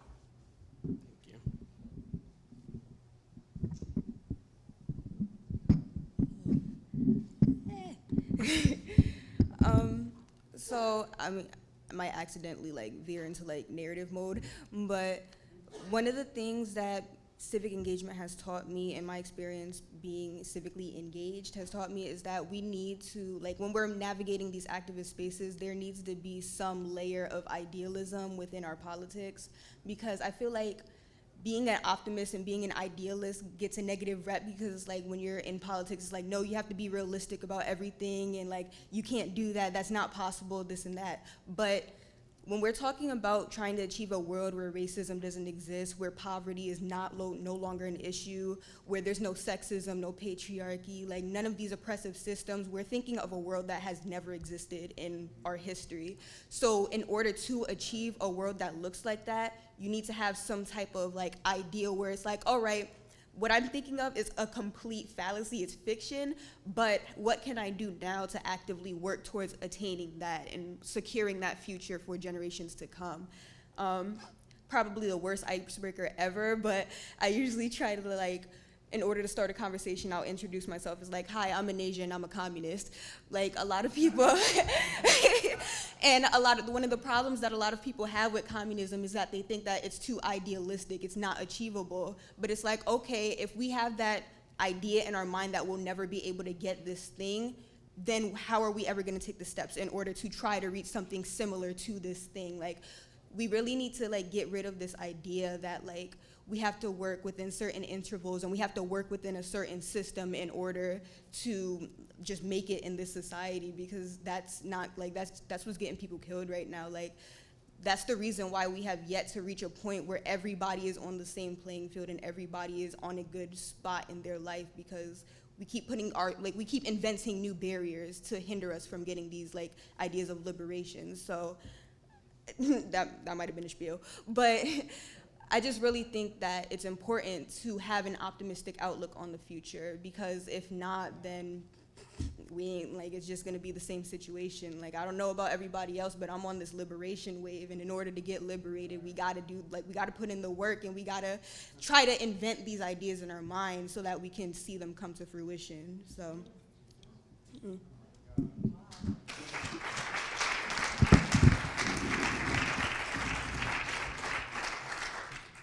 So again, thank you, panelists, for answering those 3 questions. We have time now for a Q&A. So I think Val or someone will bring the mic over, but if we have any questions for the panelists, especially from the youth themselves, I would love to hear them. I saw the first hand in the back, Richard. Thank you. Thank you so much, all of you being here today and speaking. Very impressive. Anasia, phenomenal young woman. Wow. So you all touched upon something similar, which is young people not getting active and trying to figure out how to get more involved, but using the language that they could relate to. And so with that train of thought, oftentimes we hear, okay, young people don't get involved. Yes, there's a language thing, and it's just boring. Some of them say it's just boring, or no, I don't get it, but it's also boring. But then there's also this other notion, particularly when we look at our cities, whether it's Hartford, New Haven, Waterbury, Bridgeport, and this question is more so for Anasia. But within the context of looking at our cities and young people who live in them and trying to get them involved, there's also the factor of just trying to survive, trying to be that additional person in the household who has to provide food on the table. And so how do we, within that context, get more young people involved in our cities? And that's one question. And then what is it, if you had to name 3 top things, what is it that young people are interested in that would get them involved? So first of all, thank you, Councilwoman. So for the first question, which was, it was basically like what are issues that are like pertinent to the youth. I would say that a lot of youth who have this idea of wanting to be politically involved, but like might not have like accessibility and stuff like that. I think that the issues that really face them are like kind of introduction to social justice type things. So like racism, sexism. Right now I'm seeing a lot of new rallying behind like the LGBT community and issues that face like gay and trans people. So I feel like a lot of those are really like pressing to young people right now, especially when you're seeing that these are things that definitely like coincide with their identities and how they feel like they'll be able to navigate in society. So I feel like if you're like bringing those, like those are really like, what's the word? I don't want to say controversial, but they're like really pressing in our society right now, and they're kind of like big issues, like buzzwords. So I feel like bringing those to their attention might be able to generate conversation more within young communities and basically like that. And then in terms of, I'm sorry, what was the other question? Well, the other question was just understanding the reality, right? That for so many young people that they're just trying to survive and are very busy. And so how do we factor in the urgency of getting involved right now in this particular time, even though, you know, they have to work and they also have to provide for their family? Yeah. So I think to say that there's like historically, like there have been a lot of like problems with trying to bring politics into school and like trying to promote like making your political ideas like known in like school. But I feel like the education system is where we really need to have young people really start to generate these ideas. Like there's no problem, like I feel like there's no problem having a political debate in a social studies class or a history class, because that's where like you're getting the information that you need in order to mature these ideas. It's gonna be the spot, because we spend 8 hours a day at school, like 5 days a week. So that is the space where we're in most of our time, like where we spend most of our time. So that should be the spot where we're able to mature in our political thought and we're able to really define who we want to be in this world. So bringing politics and more civics into school is very important, and like trying to get young people hip to what's going on in their society right now. And I really feel like we need to remove the stigma of talking about politics in school, because that's what's preventing people from actually getting involved in politics. Just to elaborate on that question a bit, I think the whole idea of introducing politics into schools is a great thing. And I would just maybe say like some very specific ways that we might be able to do that. You know, say if you know, in your high school English class, if you expand things like the literary canon and you should read works like, you know, Invisible Man by Ralph Ellison or something, you know, as opposed to simply reading things like Shakespeare or, you know, Huck Finn or whatever. And that will sort of introduce people to a different range of thinking. You know, it goes back to this whole idea of shared experience or relatable experience, you know, sharing perspectives. So that's just might be one way to do it. Or also just having government classes in schools, right?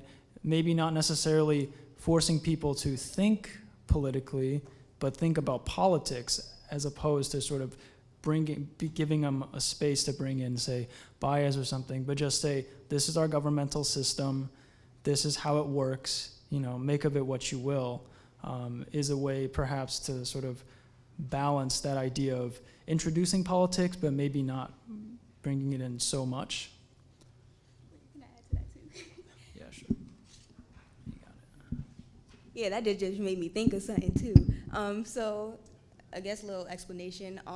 Right now I'm a student worker for one of my social studies teachers in her freshman geography class. And one of the things that I noticed with her teaching style is that she really does like try to use her students' voice in what they're learning. So right now, since it's geography, they go by region, but right now they're learning about Latin America. And recently they had to do a research PowerPoint presentation on a country in Latin America. So what I noticed is that compared to all of the past projects that they did where she gave them something to do and they had to do what she said, with this project specifically, they had the opportunity to choose what country they were interested in, and then they did a research based on that. But in order to choose their country, they had to complete an assignment so it was basically like there was a line, and they were going to, whoever like was finishing first and whoever was making sure that their work was done first would have first dibs on calling the country. So I saw that really like motivated them in trying to complete their work so that they could like be able to have that choice in what they wanted to learn about and what they wanted to dedicate research to. So I feel like it's really important to give scholars the opportunity to choose what they're learning about, even if it's in a specific subject. So like if we're in a civics class where you're learning about government, why not like once you learn about these different government systems that we see in the world, why not allocate a little bit of time so that people can, like students can sit and be like, if I ran a country, what would my government system be? What would some of the laws be in my country? Like, what economic system are we living under? I feel like that gives them the range of creativity where that they can really sit down and like have this thought on different philosophies and ways that one would manage a country so that they can try to apply some of that into their everyday lives. So yeah, that was just like a quick little thought. Thank you for that addition. I saw two other hands. The student in the front.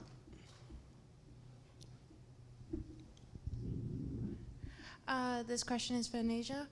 So I want to know, like, in our culture, like Black Americans, minorities, there's always this idea that our voice isn't that loud in politics. What measures or initiatives are you taking in your Black Student Union to make sure you let other people like you know that what you say is also important too? Because being in college at this point, I still have classmates, I still have friends. I remember when it was election time the other day, I was just like, are you guys gonna vote? Just like, nah, nobody's gonna listen to me anyways. And then it's just that burden that we always feel all the time as if we're not that important.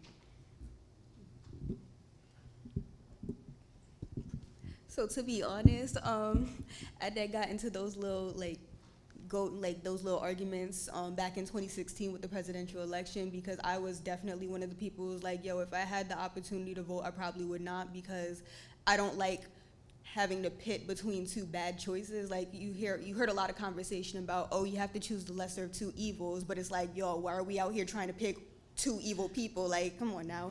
But basically, like, to that, I would say then, like, first of all, I think that local elections are much more, like, important. So while I might not have participated in the presidential election, I definitely probably would have tried to participate in state and local elections, because that's something that will definitely affect you locally rather than, like, who's, like, leading the country in the military and stuff like that. Like, it's all important, but local elections are definitely much more.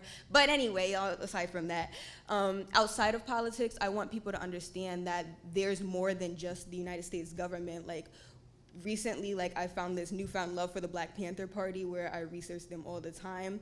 For anybody who might not know, the Black Panthers were around in the late 1960s, early 1970s, and it was a Black political organization that specialized specifically in, like, creating survival programs. So they had liberation schools, they had the free breakfast and lunch programs, they had medical programs. Like, they were involved in so much more, and it was outside of government. So I want people to understand that grassroots initiatives are just as important to the functioning of a people than just participating in political, like political shows and stuff like that. Like, I think that having a community rally together and really sit and talk about, all right, what is stuff that we see and what is stuff that we can do to fix the issues that we see happening in our community. So I just would really emphasize, like, intracommunal work and trying to band together to see what we as a people, like, how much power we have and how much we can apply that to the world.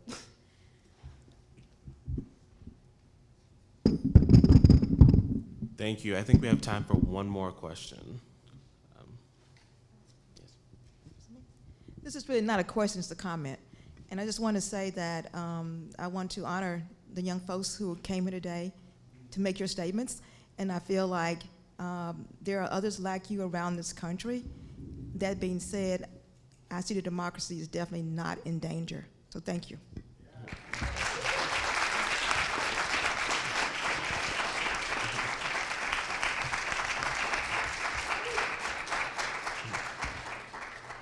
So to close this panel, I just wanted to point up 3 themes that I saw all throughout everyone's topic. So it was the themes of voice, responsibility, and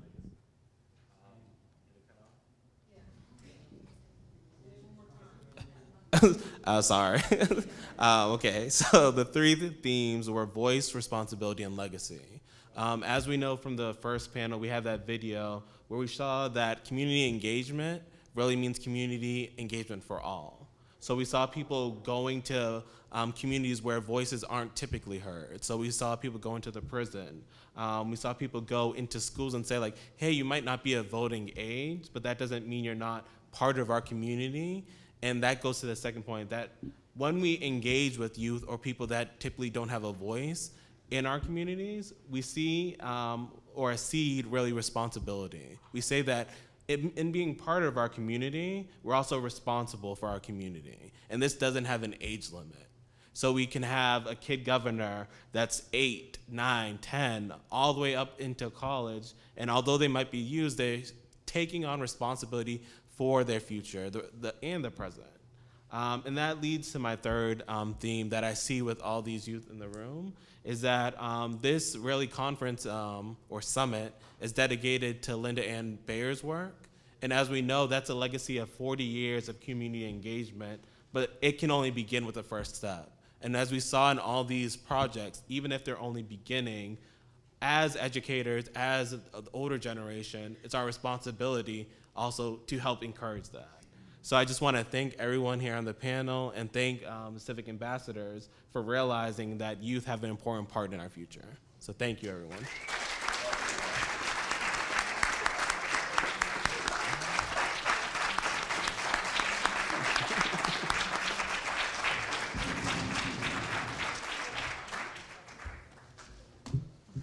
Really, really wonderful. Thank you so much, all of you, for the outstanding work. You can please give them another round of applause.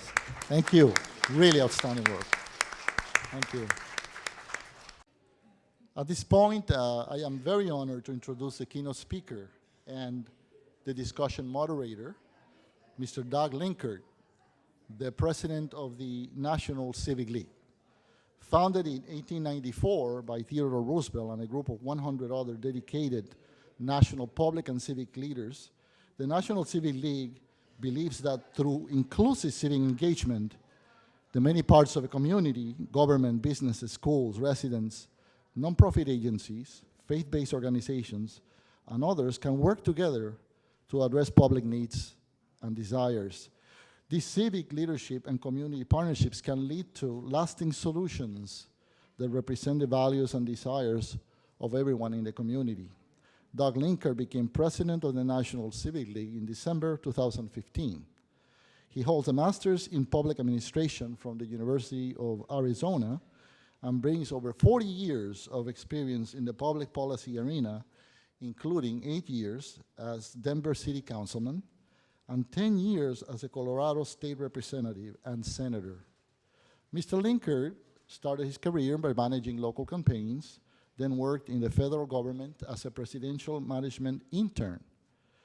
He later ran his own consulting business, spending his free time as a newspaper columnist and neighborhood and political activist. He also founded a nonprofit organization to serve neighborhood associations and their residents. As you can see, he has a long, distinguished career as a public servant, community activist, and civic leader. Mr. Linker's lifelong values of inclusiveness and equity are evident in his work with the National Civic League to create new programs on racial equity, community health disparities, and sustainability. He initiated a revision of the 30-year-old Civic Index to make sure that it encourages communities to incorporate equity and inclusiveness in their civic engagement work. And he'll talk more about the Civic Index at this moment. So we're very fortunate and honored to have with us today, and please help me welcome the President of the National Civic League, Mr. Doug Linker.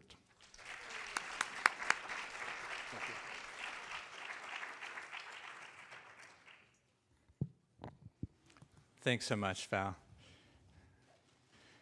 I feel a little like a lifelong baseball fan allowed into the dugout. It's so nice to be around people who practice what I preach, which is that by harnessing community and increasing civic engagement, that we can be successful at solving local challenges and actually national issues. And this is what you're doing.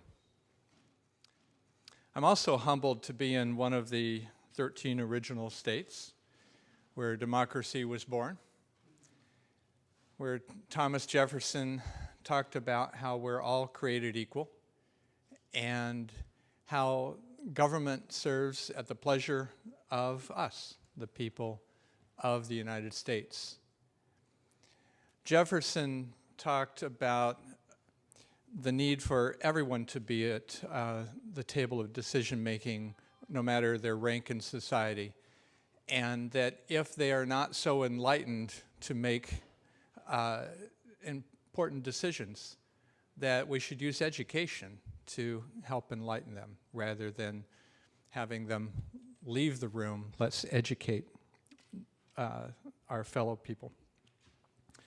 It was 50 years later that Alexis de Tocqueville came to the United States and observed what he saw as the ideal democracy, a place in where voluntary associations took precedence.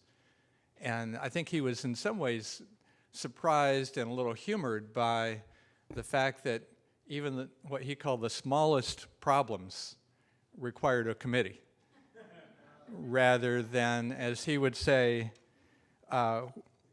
wherever at the head of some new undertaking you see the government in France or some man of rank in England, in the United States there's an association.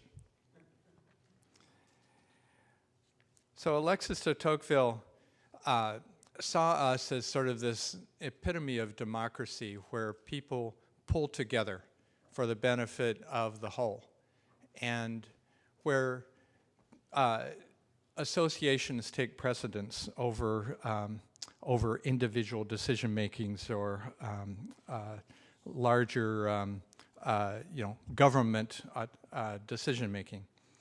And it was about 30 years later that Abraham Lincoln talked about government of the people, by the people, and for the people. And 30 years after that, in the Progressive era, in the 1890s, when the National Municipal League was formed. Later, we changed the name to the National Civic League. So in 1894, about 100 civic leaders came together in Philadelphia, including Theodore Roosevelt, Louis Brandeis, Mary Mumford, Frederick Law Olmsted, to form the National Municipal League to take on what they saw as partisanship, bickering, corruption at the local level. And over the next 80 years, they tackled those issues. I think to a large degree at the local level, stopped a lot of those problems. They should have taken it on at the federal level as well, but in local government, the National Municipal League and its founders helped to create the city manager system, local governments that are in many cases run by nonpartisan elected officials, and focus on professional standards, everything from building codes to the model city charter to building codes. And it was only in the 1970s or 80s when we stopped and said, wait a minute, you know, it seems like we have helped professionalize government at the local level. But to some degree, we're fulfilling one of Alexis de Tocqueville's fears, which is that government takes over for the people. And government, those experts who know best, are making decisions in place of the people. And I might only need to point at school districts for some of that to ring a bell, where it's not just up to superintendents and teachers even, or principals, to educate our kids. I think at this point we're realizing, wait a minute, we need the public to get back into public schools and the whole community to be supportive of schools and their processes. So we put together something called the Civic Index in the mid-'80s. And the Civic Index was our embodiment of civic capacity or civic capital, the informal and formal relationships within a community that help do problem solving and create a community that is sustainable in terms of finances and prosperity and quality of life. What are the key indicators that make some communities stronger than others in terms of facing issues for the long haul? Think of it in comparison to the Civic Health Index, which I know that Everyday Democracy and many others use around the country to describe civic participation. The Civic Index that we have is sort of the underpinnings or the infrastructure. We ask the question, is there a road? And the Civic Health Index from the NCOC asks, is anybody using the road? We ask the question, is it easy to vote? Are there policies in place that make it easy for people to participate? And the Civic Health Index asks, do people vote? And I can tell you that in some states, if you look around the country, it's hard to vote. And the policies in place do not make it easy. Whereas in my home state of Colorado, for example, everyone's mailed a ballot. And you can mail it back. You don't have to show up at the polls with your ID, et cetera. And even in the primary elections, anyone can vote in any primary, which is kind of interesting. You pick the primary you want to vote in, and you're in that party for the day. So the Civic Index really measures what is the level of civic capital in this community. And it's meant to be a self-assessment tool. It's not quantitative. It's not something that we use to measure you. It's something that you use to measure yourselves. And it's one of the tools that we use at the National Civic League and offer this to communities. We also sponsor recognition programs for communities who feel that they're doing well at using civic engagement to tackle issues.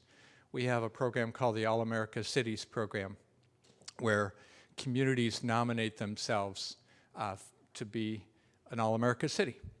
And this was started in 1949 by George Gallup of the Gallup opinion polls, who looked around the country before the Super Bowl was created and said, okay, we have an All-America football team back then, kind of like the Pro Bowl, I guess.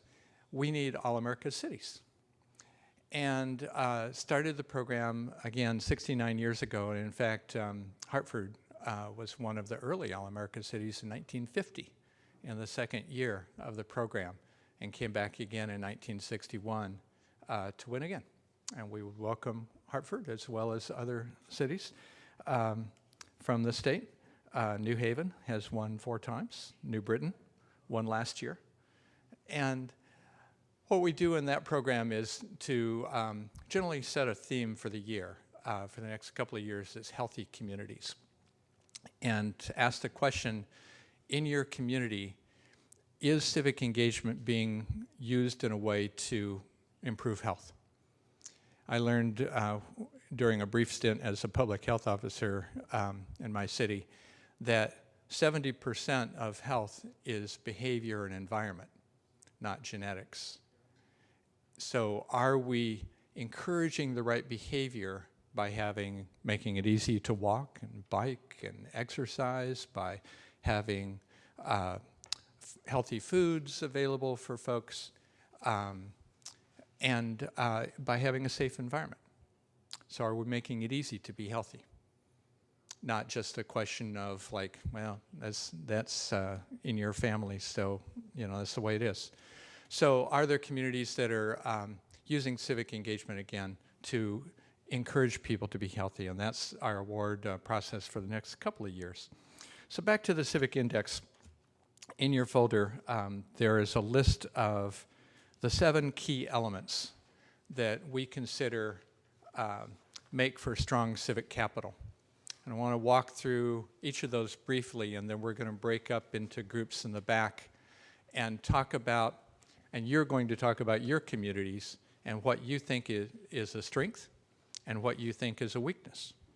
And I'm hoping that you'll be able to take this back to your communities as ambassadors, as nonprofit leaders, and encourage a conversation in your community about these values. It's not meant to be something that government uses. I kind of shudder to think that a city council, for example, will sort of just run through this and say, we're good, we're fine. We've got a strong civic infrastructure. People show up. We've got token representation on all of our commissions, and everything's fine. It's really meant to be convened by community. Could be a United Way, could be a nonprofit, could be a university, or it could be in conjunction with a city agency or state. So some of the ingredients include engaged residents. And again, we're talking about infrastructure, we're talking about capacity. So are there neighborhood councils, neighborhood associations, community associations? Are there block associations? Many communities have block groups. Is technology being used? Are people signed up on nextdoor.com or some other kind of technology so that they're interacting on a regular basis? Are people engaged in the community, and are there tools for people to be engaged?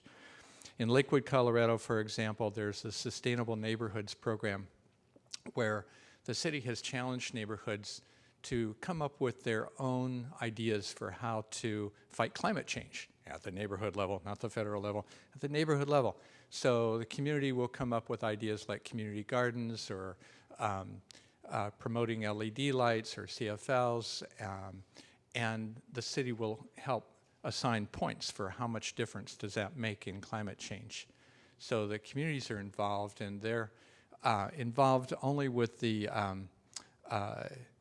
incentive of being named in a sustainable neighborhood. Inclusive community leadership. Are there leaders in the community in every walk of life who are recognized by the community, who are developed by the community. Not just as, does the Chamber of Commerce have a leadership program, but are there leadership programs for bringing people up through different parts of the community?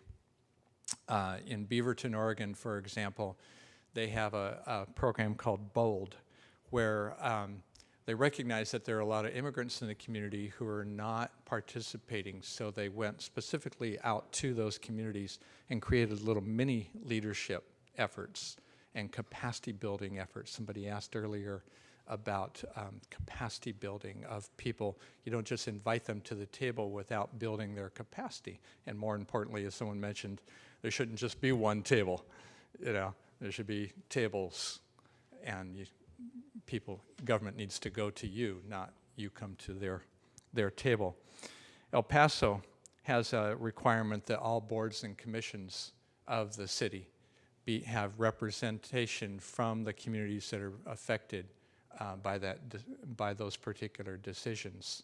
And when they found that people coming to those boards and commissions, again, didn't always have the ability or capacity to participate well, they formed a neighborhood leadership academy to help people learn the language, if you will, so that they could participate fully. Collaborative institutions.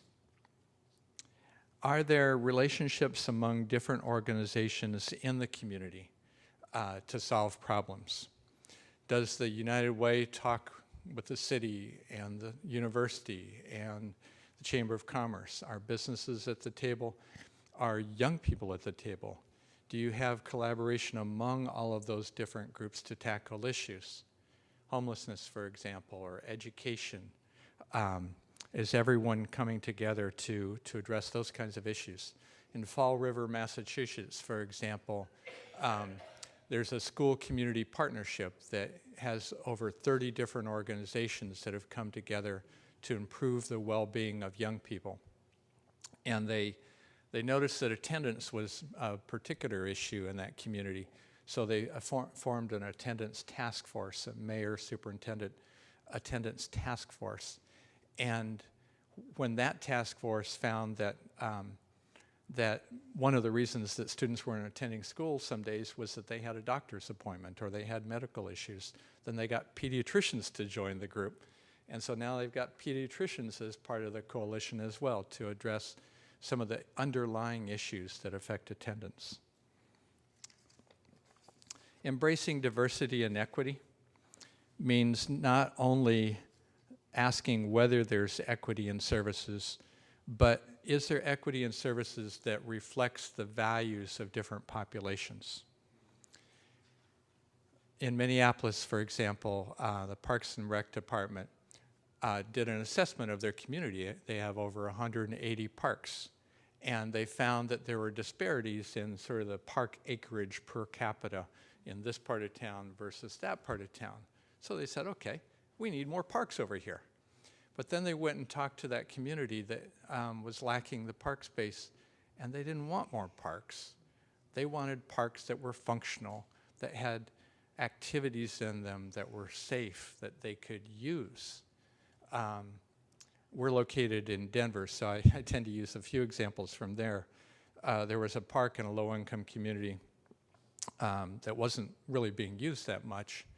And so some of the neighborhood association and the city and a nonprofit went into the park and they renovated the playground. They put a walking track around the park and increased the use of the park by 50%. So sometimes it's, again, engaging people in the solutions that affect those individuals and not presuming to know what equity looks like, but rather to ask people first what their opinion of equity is. Authentic communication. Are there many trusted civic-minded sources of communication in the city? And sometimes you have to create your own. I think I heard someone refer, is it the Connecticut Mirror? Is that the source of information? A lot of our daily newspapers are sort of, declining around the country, declining in terms of their staffing and investigative resources and depth, if you will. So many communities have stepped up. Former journalists have sometimes come together to have their own local media source. Nonprofits put together sources of information. Cities can do so, but it needs to be two-way communication so that we're not just, talking at people, but allowing for two-way feedback. And I'd be curious from some of the youth participants earlier, technology is often sort of pointed at as a bad thing for civic engagement. We say, oh, they're interacting online instead of face-to-face. We don't do enough face-to-face communication anymore. However, are there advantages to having all those people online and having all those communications? They might not be in depth, but it does enable more people to participate. People who have families who can't afford to spend an evening out at night.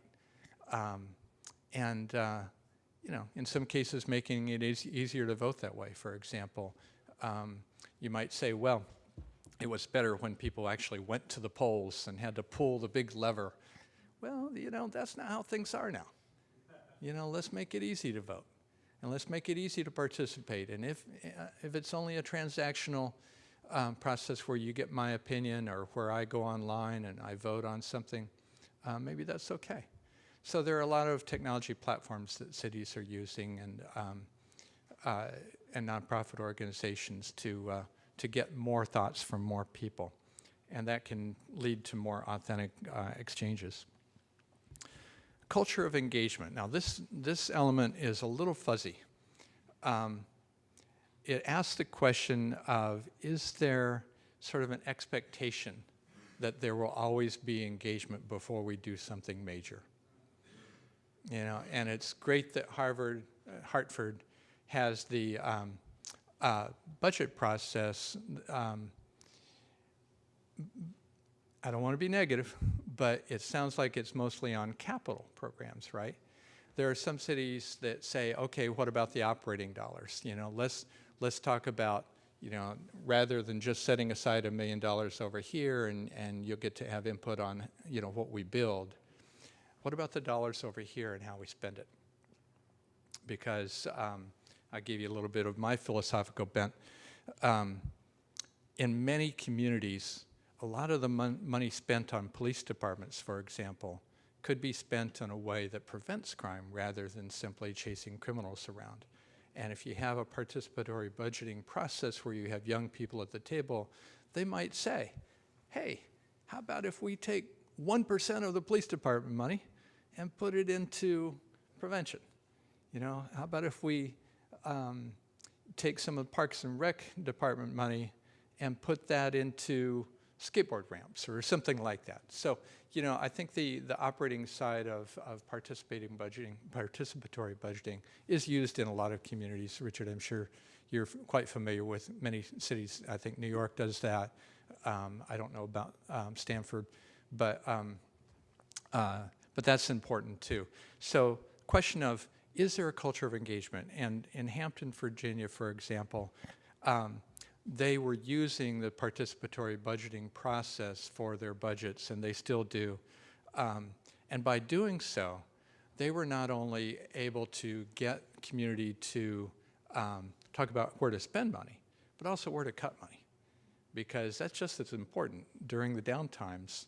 And so they brought the community together in 2010 when they had to cut $20 million from the budget. And it was tough.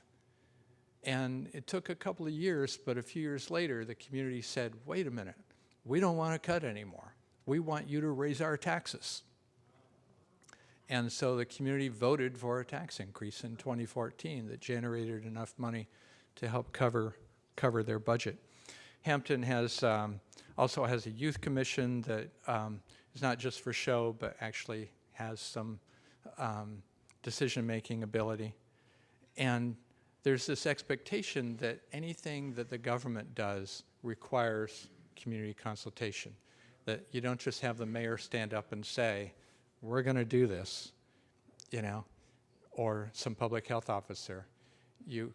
have collaboration over what the Kettering Foundation calls the naming of the issue and the framing of the issue. You don't let government tell you what the issue is. You actually go to people and say, what do you think the issue is?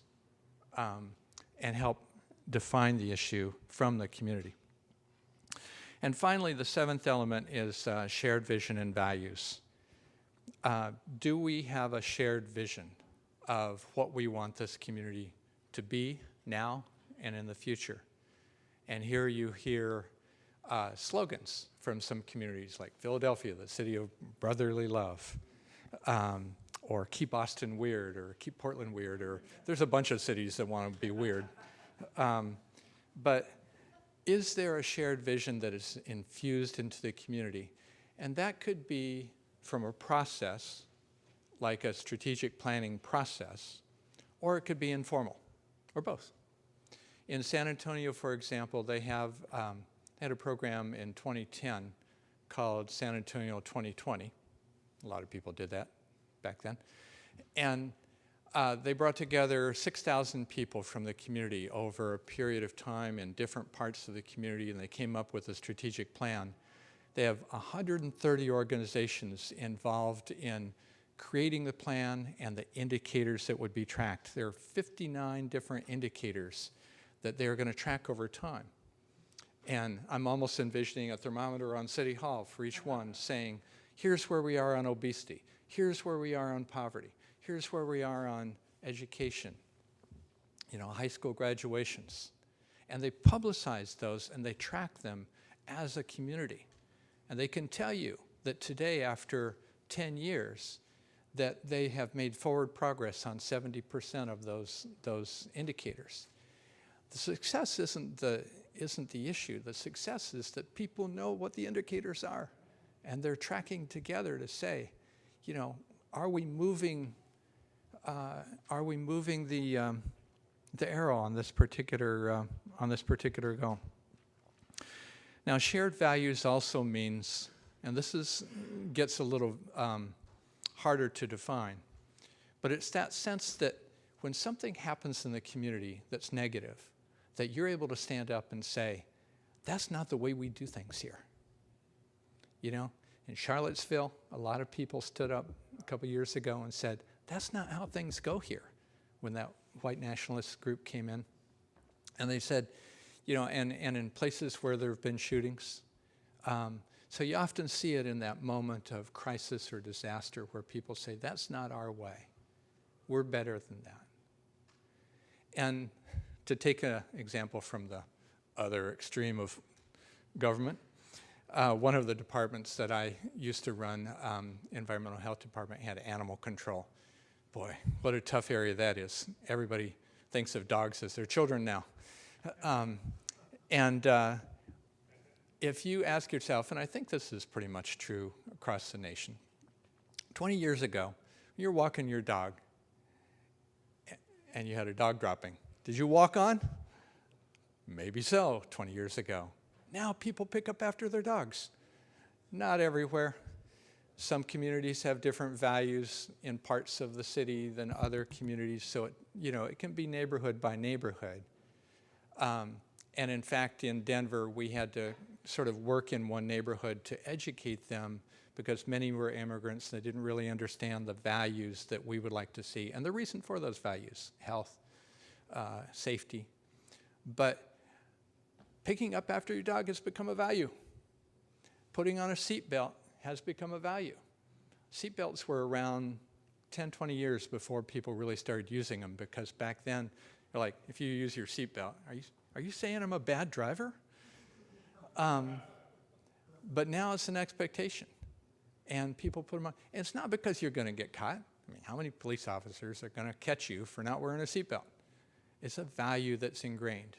So ingraining those values into the community is part of creating that sort of shared vision. And sometimes it starts with a slogan, but sometimes it's something that that faith-based organizations can create, or other nonprofit organizations. It doesn't always have to be the mayor saying, this is it. I was in Providence, Rhode Island, last couple of days, and there's an organization on the west end of Providence called the West Elmwood Housing Development Corporation. Now, the West End, back in the 70s, had poverty reaching nearly 40%, one of the lowest income areas of the state, and many immigrants in the community from a variety of different countries. So they were really suffering from issues of obesity and asthma, crime. And so these residents got together and formed this housing corporation. And over the past 30, 40 years, they've put together an urban agricultural farm, a market, and they asked people in the community, what are you missing that you would eat, which is healthy foods, rather than just coming and saying, oh, we'll put some celery and carrots in your lunch. You know, what are you looking for?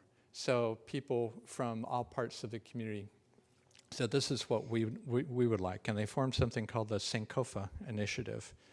Sankofa in Ghanaian means go and get it, essentially. Reach out and get it. And over the last many years, they have created housing, affordable housing for the community, over 50 units, a community kitchen, a farm, a greenhouse, a market.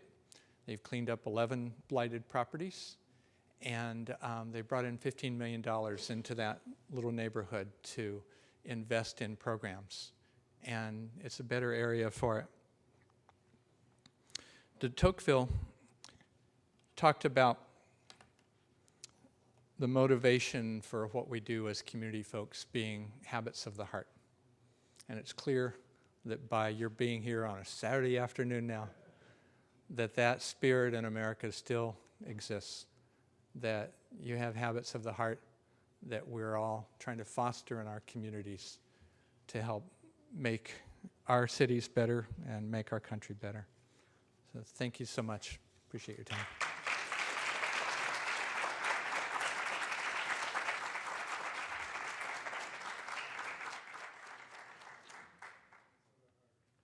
Doug, you want to break into the group?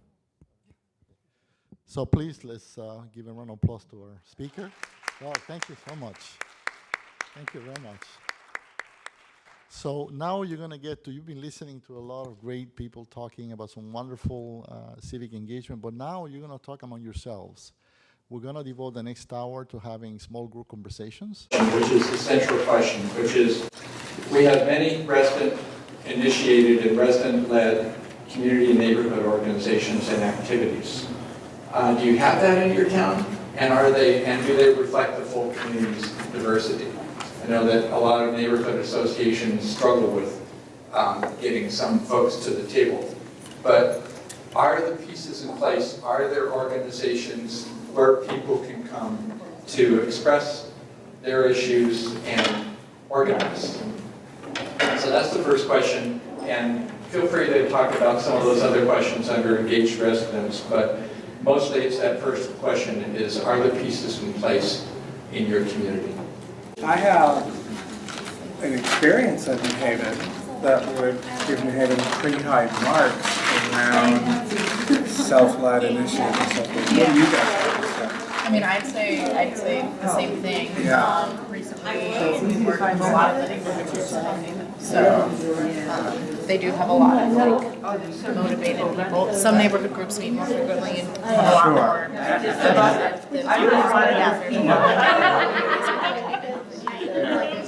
Are you? Southern and activists over there. Yeah. Gateway. Yeah. In many neighborhoods as well that have that kind of leadership and and I think there's also a lot of programs. I'd say monitoring. I don't know how much the community, the neighborhood They have shared issues. We have shared issues. Outside. We all have a chance and opportunity to cross-pollinate those shared issues. So here's one thing I'm really curious about. Without a sidewalk. So there's opportunities for these conversations to come up, but there's not really a place for them. So sitting here all day, I'm sitting here thinking, how can I bring that back to our community, and who should I be talking to if there's not really a place for this? Global policies and the president at any of the conversations, and there aren't any super active. Everybody closes the bus, so I'm on the bus with, but there is like, yeah, but there are a lot of like smaller groups of people that come together and either like work at a regular community night, and they tend to be more active out in their communities and their neighborhoods, but it's a small group. Less formalized. Yeah. Yeah.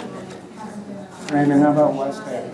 A long time I didn't think so, but there are pockets that are emerging that are more to do with local government. There's something called the Sustainability Project. Oh, yeah. Or Sustainable City, Right. which is very popular in my area with Milford. Yes. And Oh, so yeah. West Haven trying to model Shorelines. But in terms of, I really agree, I find myself Like different farms, like community gardening in Hartford. She tells me like canvas for like someone like weeds and stuff, so like that thing. But yeah, we could definitely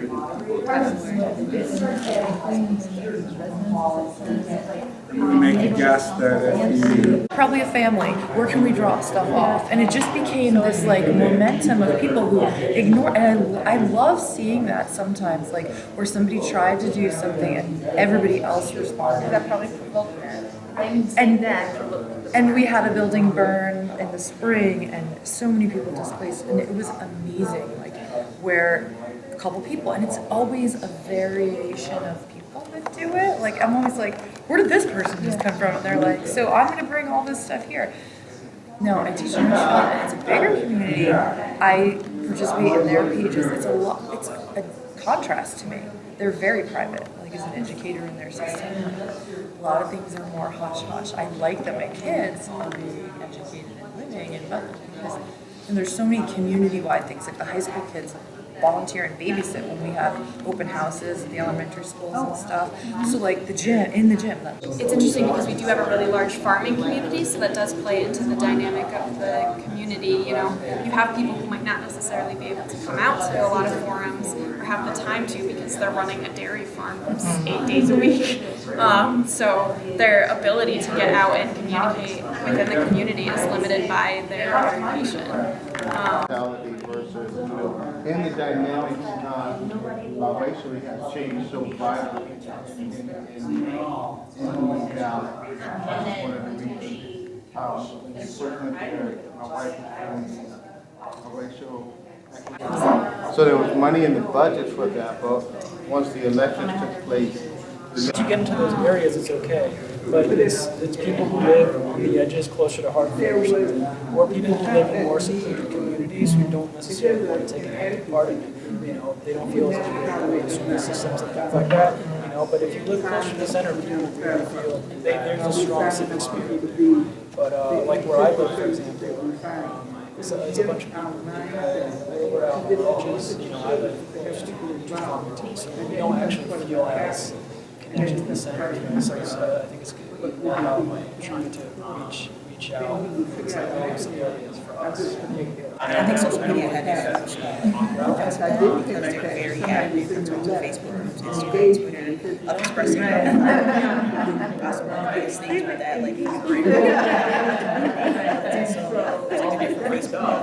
for each neighborhood, where it is. Right, yeah. And so different neighborhoods have different. Anything that becomes important, we make sure that we do it. The things that are unimportant, we just kind of say, oh, I'll get to it on Tuesday. So that's what my point is. That's what I think we should look at is what are some methods to get people engaged and make people feel like they have value and what they're doing is valuable, and that you keep them in the forefront, and that sitting home on your couch is not allowed because or not paying your taxes is not allowed. Because we need your tax money, and we need your tax skill, and we need your brain power. Then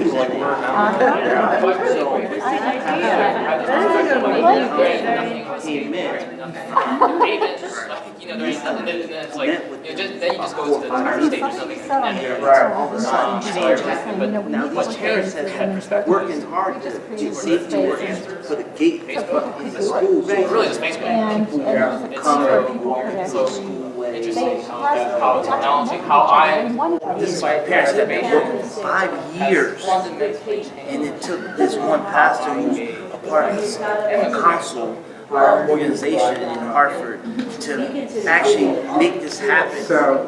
And it's like, wow, and now they did speed bumps. That was one of the things that they wanted to do because so many cars were coming up and down the street and speeding. And so during those conversations, speed bumps came in tuition, and then also signage, and also the safety gate. So 5 years. Obligatory to appease without sort of making it seem like it is. Right. Because then they're gonna feel like they have to. Right. They don't know what what is it. I think if we make things, what is it in it? What's it for? Right. At the end of the day, it's easy to go to her town and relax. Because really, I didn't pay taxes. She doesn't do anything else right there. But what is it for me to get involved? And how is it going to benefit me as an individual? And then once you figure out how it benefits you as an individual, then that's your capital that you bring to the table. That's what I see. And so I think the intentionality is important. And if we as a community decide that the diversity is important, we will then make some changes because we all have a common set of rules. Because if you're not invested in this farming culture and in this mentality, then it's not a place for you, and that's kind of, it's like a closed door kind of vibe. I even feel it, I want to help Ellington, but I don't really want to stay there because I don't think about things the same way that they do a lot of times. Do you think in your various communities that everybody has an equal chance to play a leadership role if they want to? No. But in Derby, it actually spills over to the young kids because each side has a different middle school. There's one high school for Derby, and there's one middle school for a different elementary school. So like it'll be like Bradley and it'll be like urban, and the Bradley kids get more raised a different way than how the urban kids are. So like they get raised to be taught like a leader and stuff like that. So like on the urban side, get someone carried. I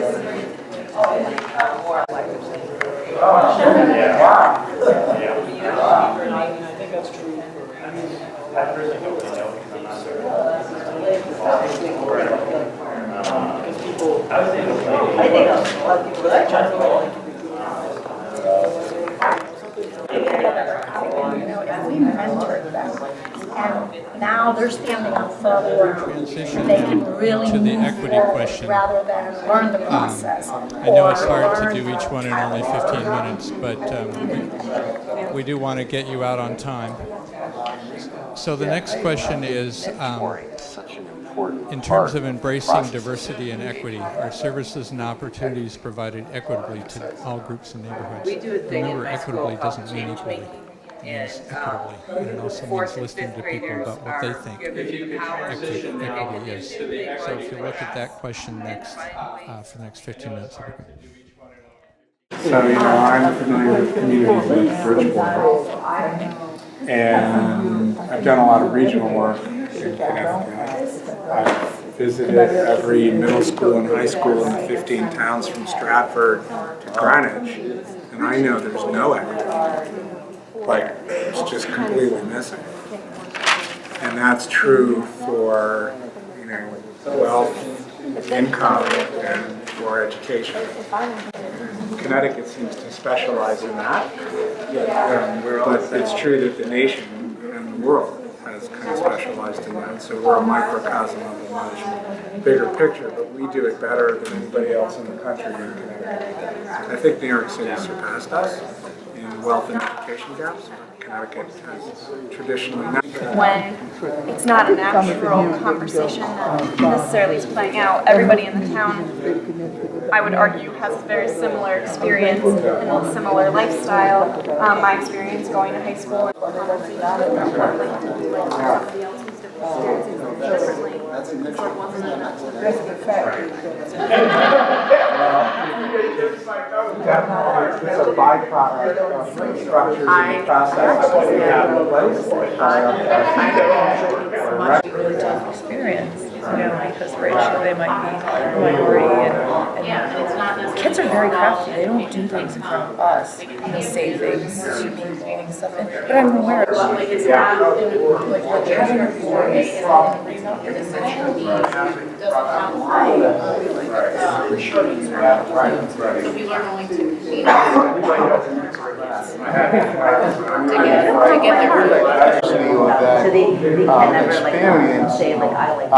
set us up so that we were divided automatically by what we was exposed to.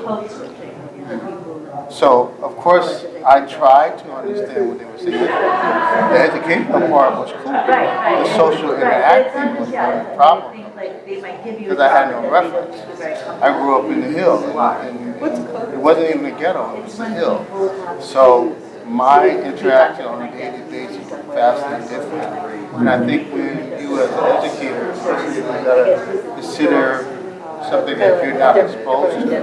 You're dealing with an Indian student or a woman or a male issue.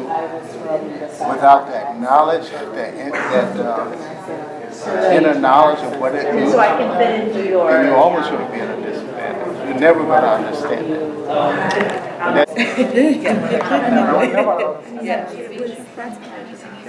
I've been working voluntarily with a lot of Hartford public schools. Their schools, their students are diverse, but when the superintendent started, the faculty wasn't diverse. So what he has started to do is that, seeing what I have in my schools, I have to get teachers that are prepared, but are also diverse. Physically, it is not how they are, and also in their capacity as they have that mentality of diversity. So now he's also preparing all the teachers in equity and diversity. So they're taking that into consideration because it is. He's like, our community is diverse, but then our faculty isn't. How our teachers are supposed to help our families, and they don't understand their families. How are we going to work? So now that he's working on that, he has now more diverse faculty. The impact is basically like showing that someone actually cares about what you have to say, what's going on. I think the problem with embracing diversity and racism and all this stuff, that when you have a teacher that's standing up in front of a class that's white talking to a bunch of kids about racism, we sitting there like, what do you know about it? Like, how are you going to tell us about racism when you're the one? So I think the dialogue for change was more of a understanding coming from all different social classes, races, and stuff like that, and just getting everybody to understand so that kids can get along better. Police interactions to get along better, teachers and students, teachers and teachers. I think it was just more of the dialogue for change conversation was more of an understanding conversation, so you can understand where everybody is coming from and kind of put thoughts together to where everybody can just come together. It started with the community, and then my son, because my family does all of that together, we all do this all together. So my son, he and my younger son were both involved, and he was at high school at the time. And my other son was at Fairfield Prep at the time. And so he said, Mom, I think we should do this at the school. Like, can I invite a few of the students to come into the community? And I said, community conversations. And I said, sure, they're part of the community. So a few students that he brought along were very interested, and they thought, well, can we do this in the school? We'd love to talk to the teachers so they can know how we feel, and we can know how they feel, and then it became part of the school system. We found some funding through the Board of Ed that they had laying around, and kind of, got that money. And actually, the students, that was one of the things that they said when this was over, that they really felt like the teachers cared about them now. And going into that, they didn't feel that. And the teachers said, I didn't realize that Johnny was late because he's babysitting his sister in the morning because the mom's working overnight, and she was constantly marking him, and then he was getting detentions, and then that goes there's adopted and then there is government, which is obviously a problem. I think we think that way because the system we all, it might be difficult. I think about Claire's comment about there are lots of people who want to run, but then there are other individual parents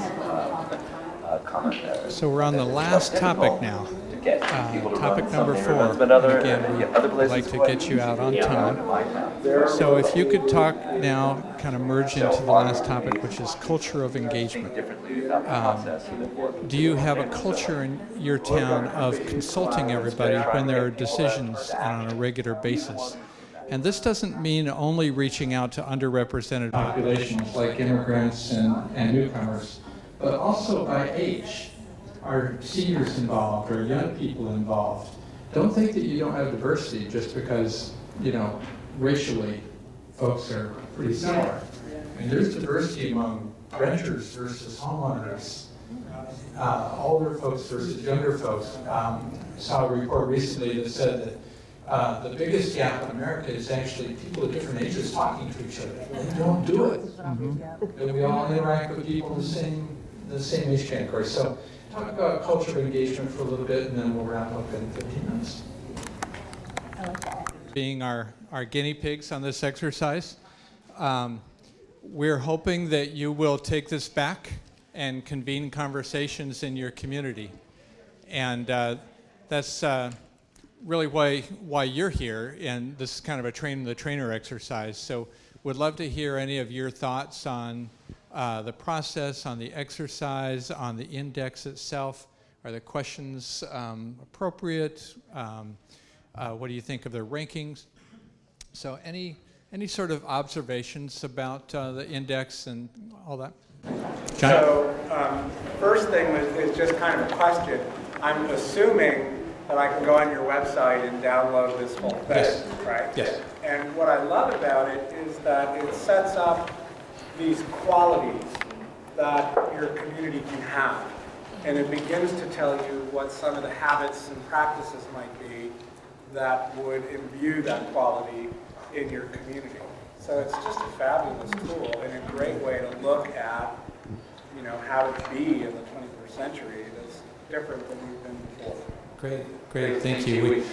We've tried to word some of these carefully, so please, if you have any thoughts, specific thoughts on wording, let us know that too. Yeah. There will be a book that comes out with this in January that gives examples and further explanation. This is just kind of the guts of the index. We have the 2014 book on our website already, but the 2020 book will be out, 2019 book will be out in January. So. Yes. Have you ever done this where you've done it electronically, where you actually had a town, all the townspeople vote on, fill it out for themselves and then do it collectively? Not that I'm aware of. And again, this is really something that we put out there that towns can use however they want. They don't have to have us involved to guide it or anything like that, but that would be a great idea to see a town just do it electronically. And by the way, I was mentioning to Val that typically in a process like this, you would want people to go through and do the rankings individually before the conversation so that they're not colored by the conversation, but then to check their impressions as a group through conversation. And that would be the case electronically if the whole town did it, would be then to hopefully have an opportunity to come together and actually talk about the conclusions. It states where you live or your town, but I think we found that within a town, there's so many different communities within a town. You almost need a space underneath, like a neighborhood within the town, because if you were to gather it electronically, you really want to look at where there's disparity within your own city. Yeah. And we caution communities not to do averaging. Just when you average everybody in a town, as you point out, you get different neighborhoods saying different things, and you end up in the middle, and the status quo seems to be okay. But what about this neighborhood over here who is saying this? And so be careful not to average the results. Or if you do, at least have some separation by different areas or different sectors. Other observations or questions about some of the questions that are in here, or anything else we've talked about today? Youth? Actually, I did want to make a comment about youth. I think this is fabulous.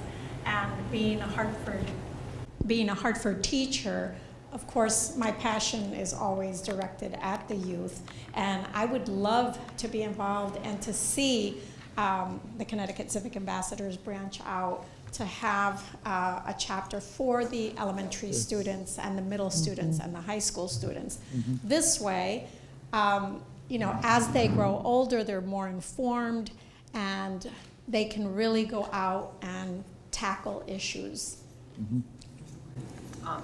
To that point, the Kid Governor program is a wonderful one that shows what platforms matter. And the fifth graders this year let the whole state know that LGBTQ safety is a popular topic with our fifth graders in the state. Close to 7,000 kids voted, and they picked a candidate who has that platform. And those kids, by getting engaged in elementary, can really be leaders later. The internet offers so much more power than we had when we were growing up. Absolutely. I was just curious about, like when you've utilized this in communities, if you've found that like different groups rated very differently, like, and what that would be a sign of, say, like government rated it this way. Oh yeah, we're doing all this, and then the residents rated it. Has the data ever been cut that way? And if it was, and you saw disparities, what was done with that? Well, certainly when we've done this with city councils and government agencies, they do pretty well, amazingly. But I think you're all familiar with the opinion polls questions about, is there racism in America? And, you know, one population says this, one population says that. It's all in the eye of the beholder. And perception is really important. And that's why this is quite subjective, actually. It's not meant to be, there's no right answer. So that's why we leave it that way. And you can quantify by the categories of answers, but it's not meant to be in any way, sort of the final answer. Other observations, questions?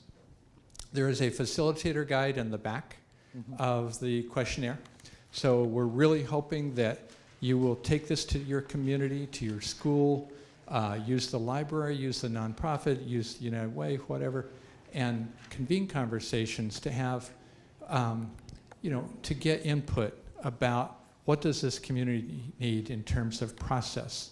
And if the community can get to that point where everybody feels a part of the community and they feel listened to, then you'll find a lot of other difficult issues become easier. One is, one of the things that came up at our table was the notion of intergenerational work. And so something that we've done at Everyday Democracy recently is created an intergenerational equity framework. And that's something that communities, and I see smiles, and so I think some people are already using it. Oh, you're on that, oh, thank you for being on that committee.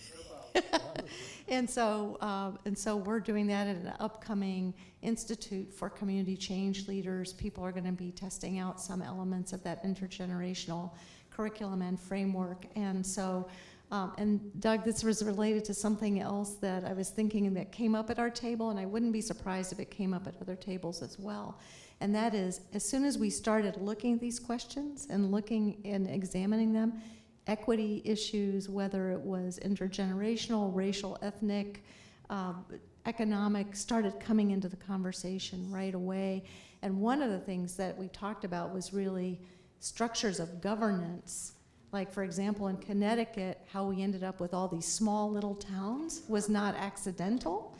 And the fact that we have separate governance is not accidental, and that's related to equity issues. So it's interesting, we can look internal to towns, but we also know that it also crosses levels of governance, and that's another challenge that we have here. And I'd be curious to hear your thoughts about how to use the index in that way, maybe at a state level here. So.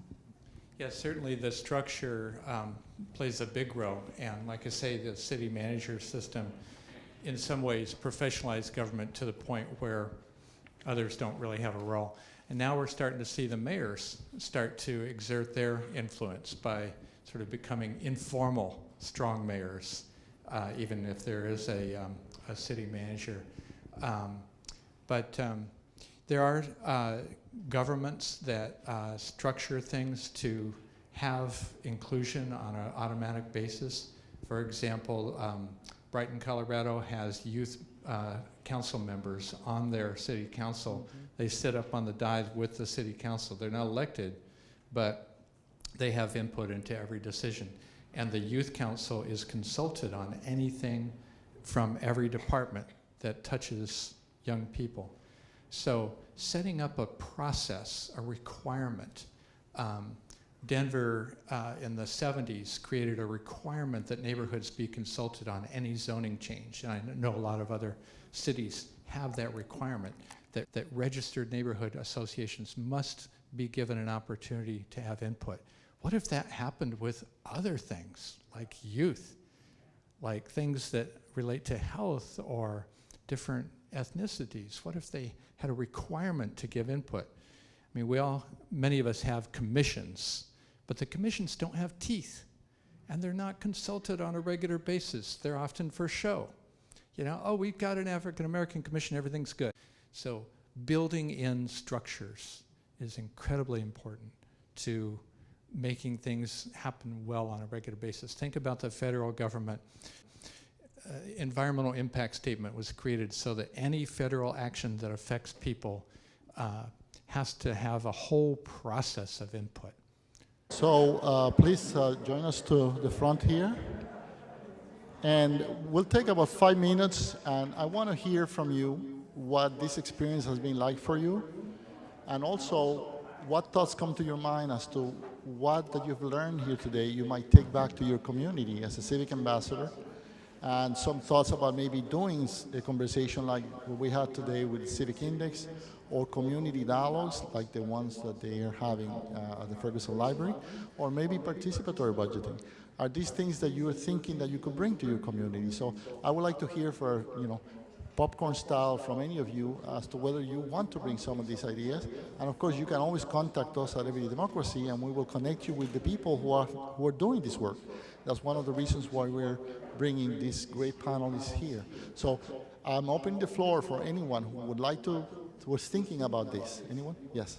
Yeah, so I literally just had a conversation with Richard because I was saying that this is something that my town doesn't really have. It's not a community conversation we're regularly engaging in. And I don't feel like I want to be the champion of it, but I have no idea where to begin. So we're going to set up a meeting to strategize on how to bring this in and get it started. Excellent. Okay. Anything else? Yeah, I don't know if everybody heard, but I just set up, I'm going to be setting up a meeting with Richard and doing some more of a deep dive into Everyday Democracy's website. Yes. To get some tools and some strategies to bring into my community, because I don't feel it's something we are having a conversation about, and I think it would be an adequate time to start the dialogue. Wonderful, thank you. Anyone else? Yes. Hi, my name is Veronica Rosario. I'm from East Hartford. I'm a community liaison for East Hartford Connects, and probably on the counterpart from what's happening in her town, my town, between the school district, East Hartford Connects, and the town, we are working on a lot of themes that Everyday Democracy and Connecticut Civic Ambassadors are aligning with. Wonderful. So I see that we're gonna be, I don't wanna use the term killing two birds with one stone, but since what we want to do aligns so perfectly with what you want to do, this is the perfect merge of efforts. Wonderful, thank you. Anyone else? One more? So again, these are the kinds of things that you can always contact us. And obviously, you by yourself cannot do it alone. Part of the work of being a civic ambassador is engaging others. So you could start with a small group of people that you trust, that you know, that are doing some great work, who are connected with different sectors in the community, because you want to be inclusive and you want to be equitable in the way that you engage and the way that the outcomes impact communities. So important that you do that. Someone else? You raise your hand.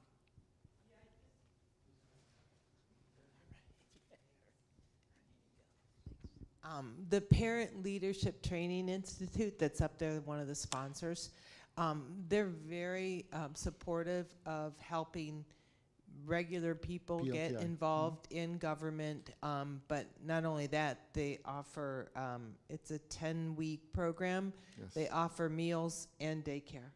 So if you know a parent that wants to get involved, they make it pretty easy. That's right, and I know Melvet was here. She's still here, Melvet.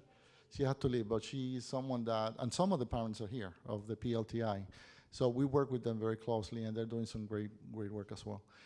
We're getting close to the end, and I just want to remind you about the packet. And I also want to remind you, the Civic Ambassadors, we have a Facebook page. Just post any activities. If you're doing a community dialogue or conversation and take photos, please post them over there in Facebook. I do want to take this opportunity, of course, to thank the opening speakers, the panelists and moderators who made this a great event. Of course, Doug Linkert. Thank you, Doug, for being here with us.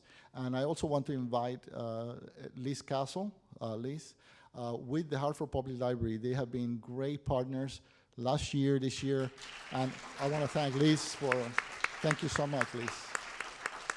Wonderful.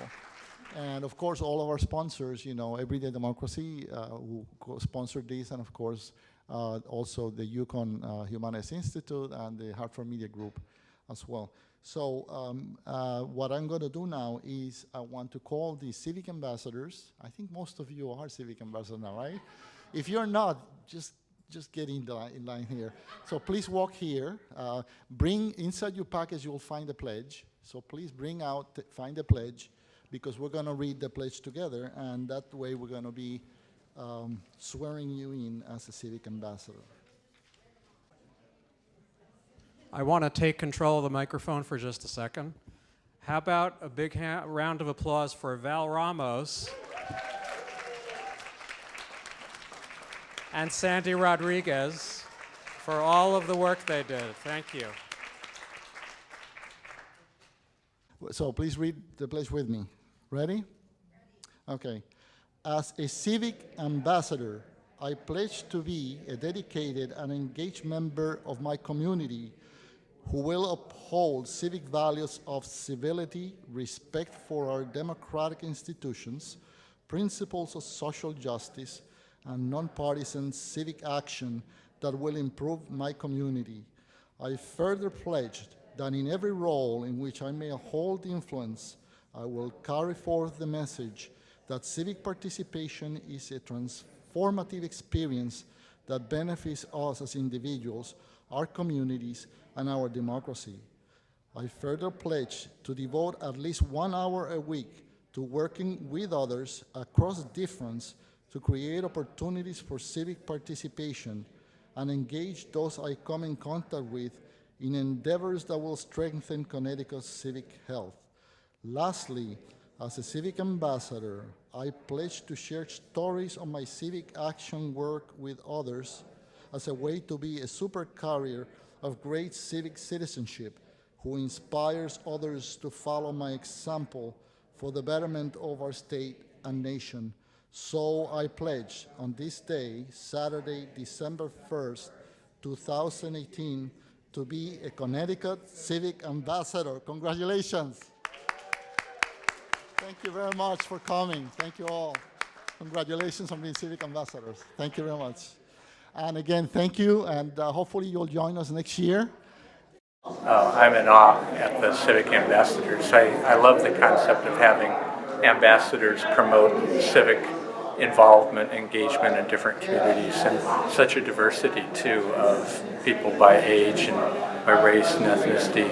And to think that these folks are sort of the disciples out in the community is really a heartwarming thought. I think we're asking the right questions, and that's the important thing, is asking the questions of what does this community need in order to have a strong civic infrastructure and to have civic capital. And the issue, of course, is making sure that everyone's involved in answering that question. So hopefully we'll be able to send these disciples away with an extra tool that they can use to have those conversations in their communities.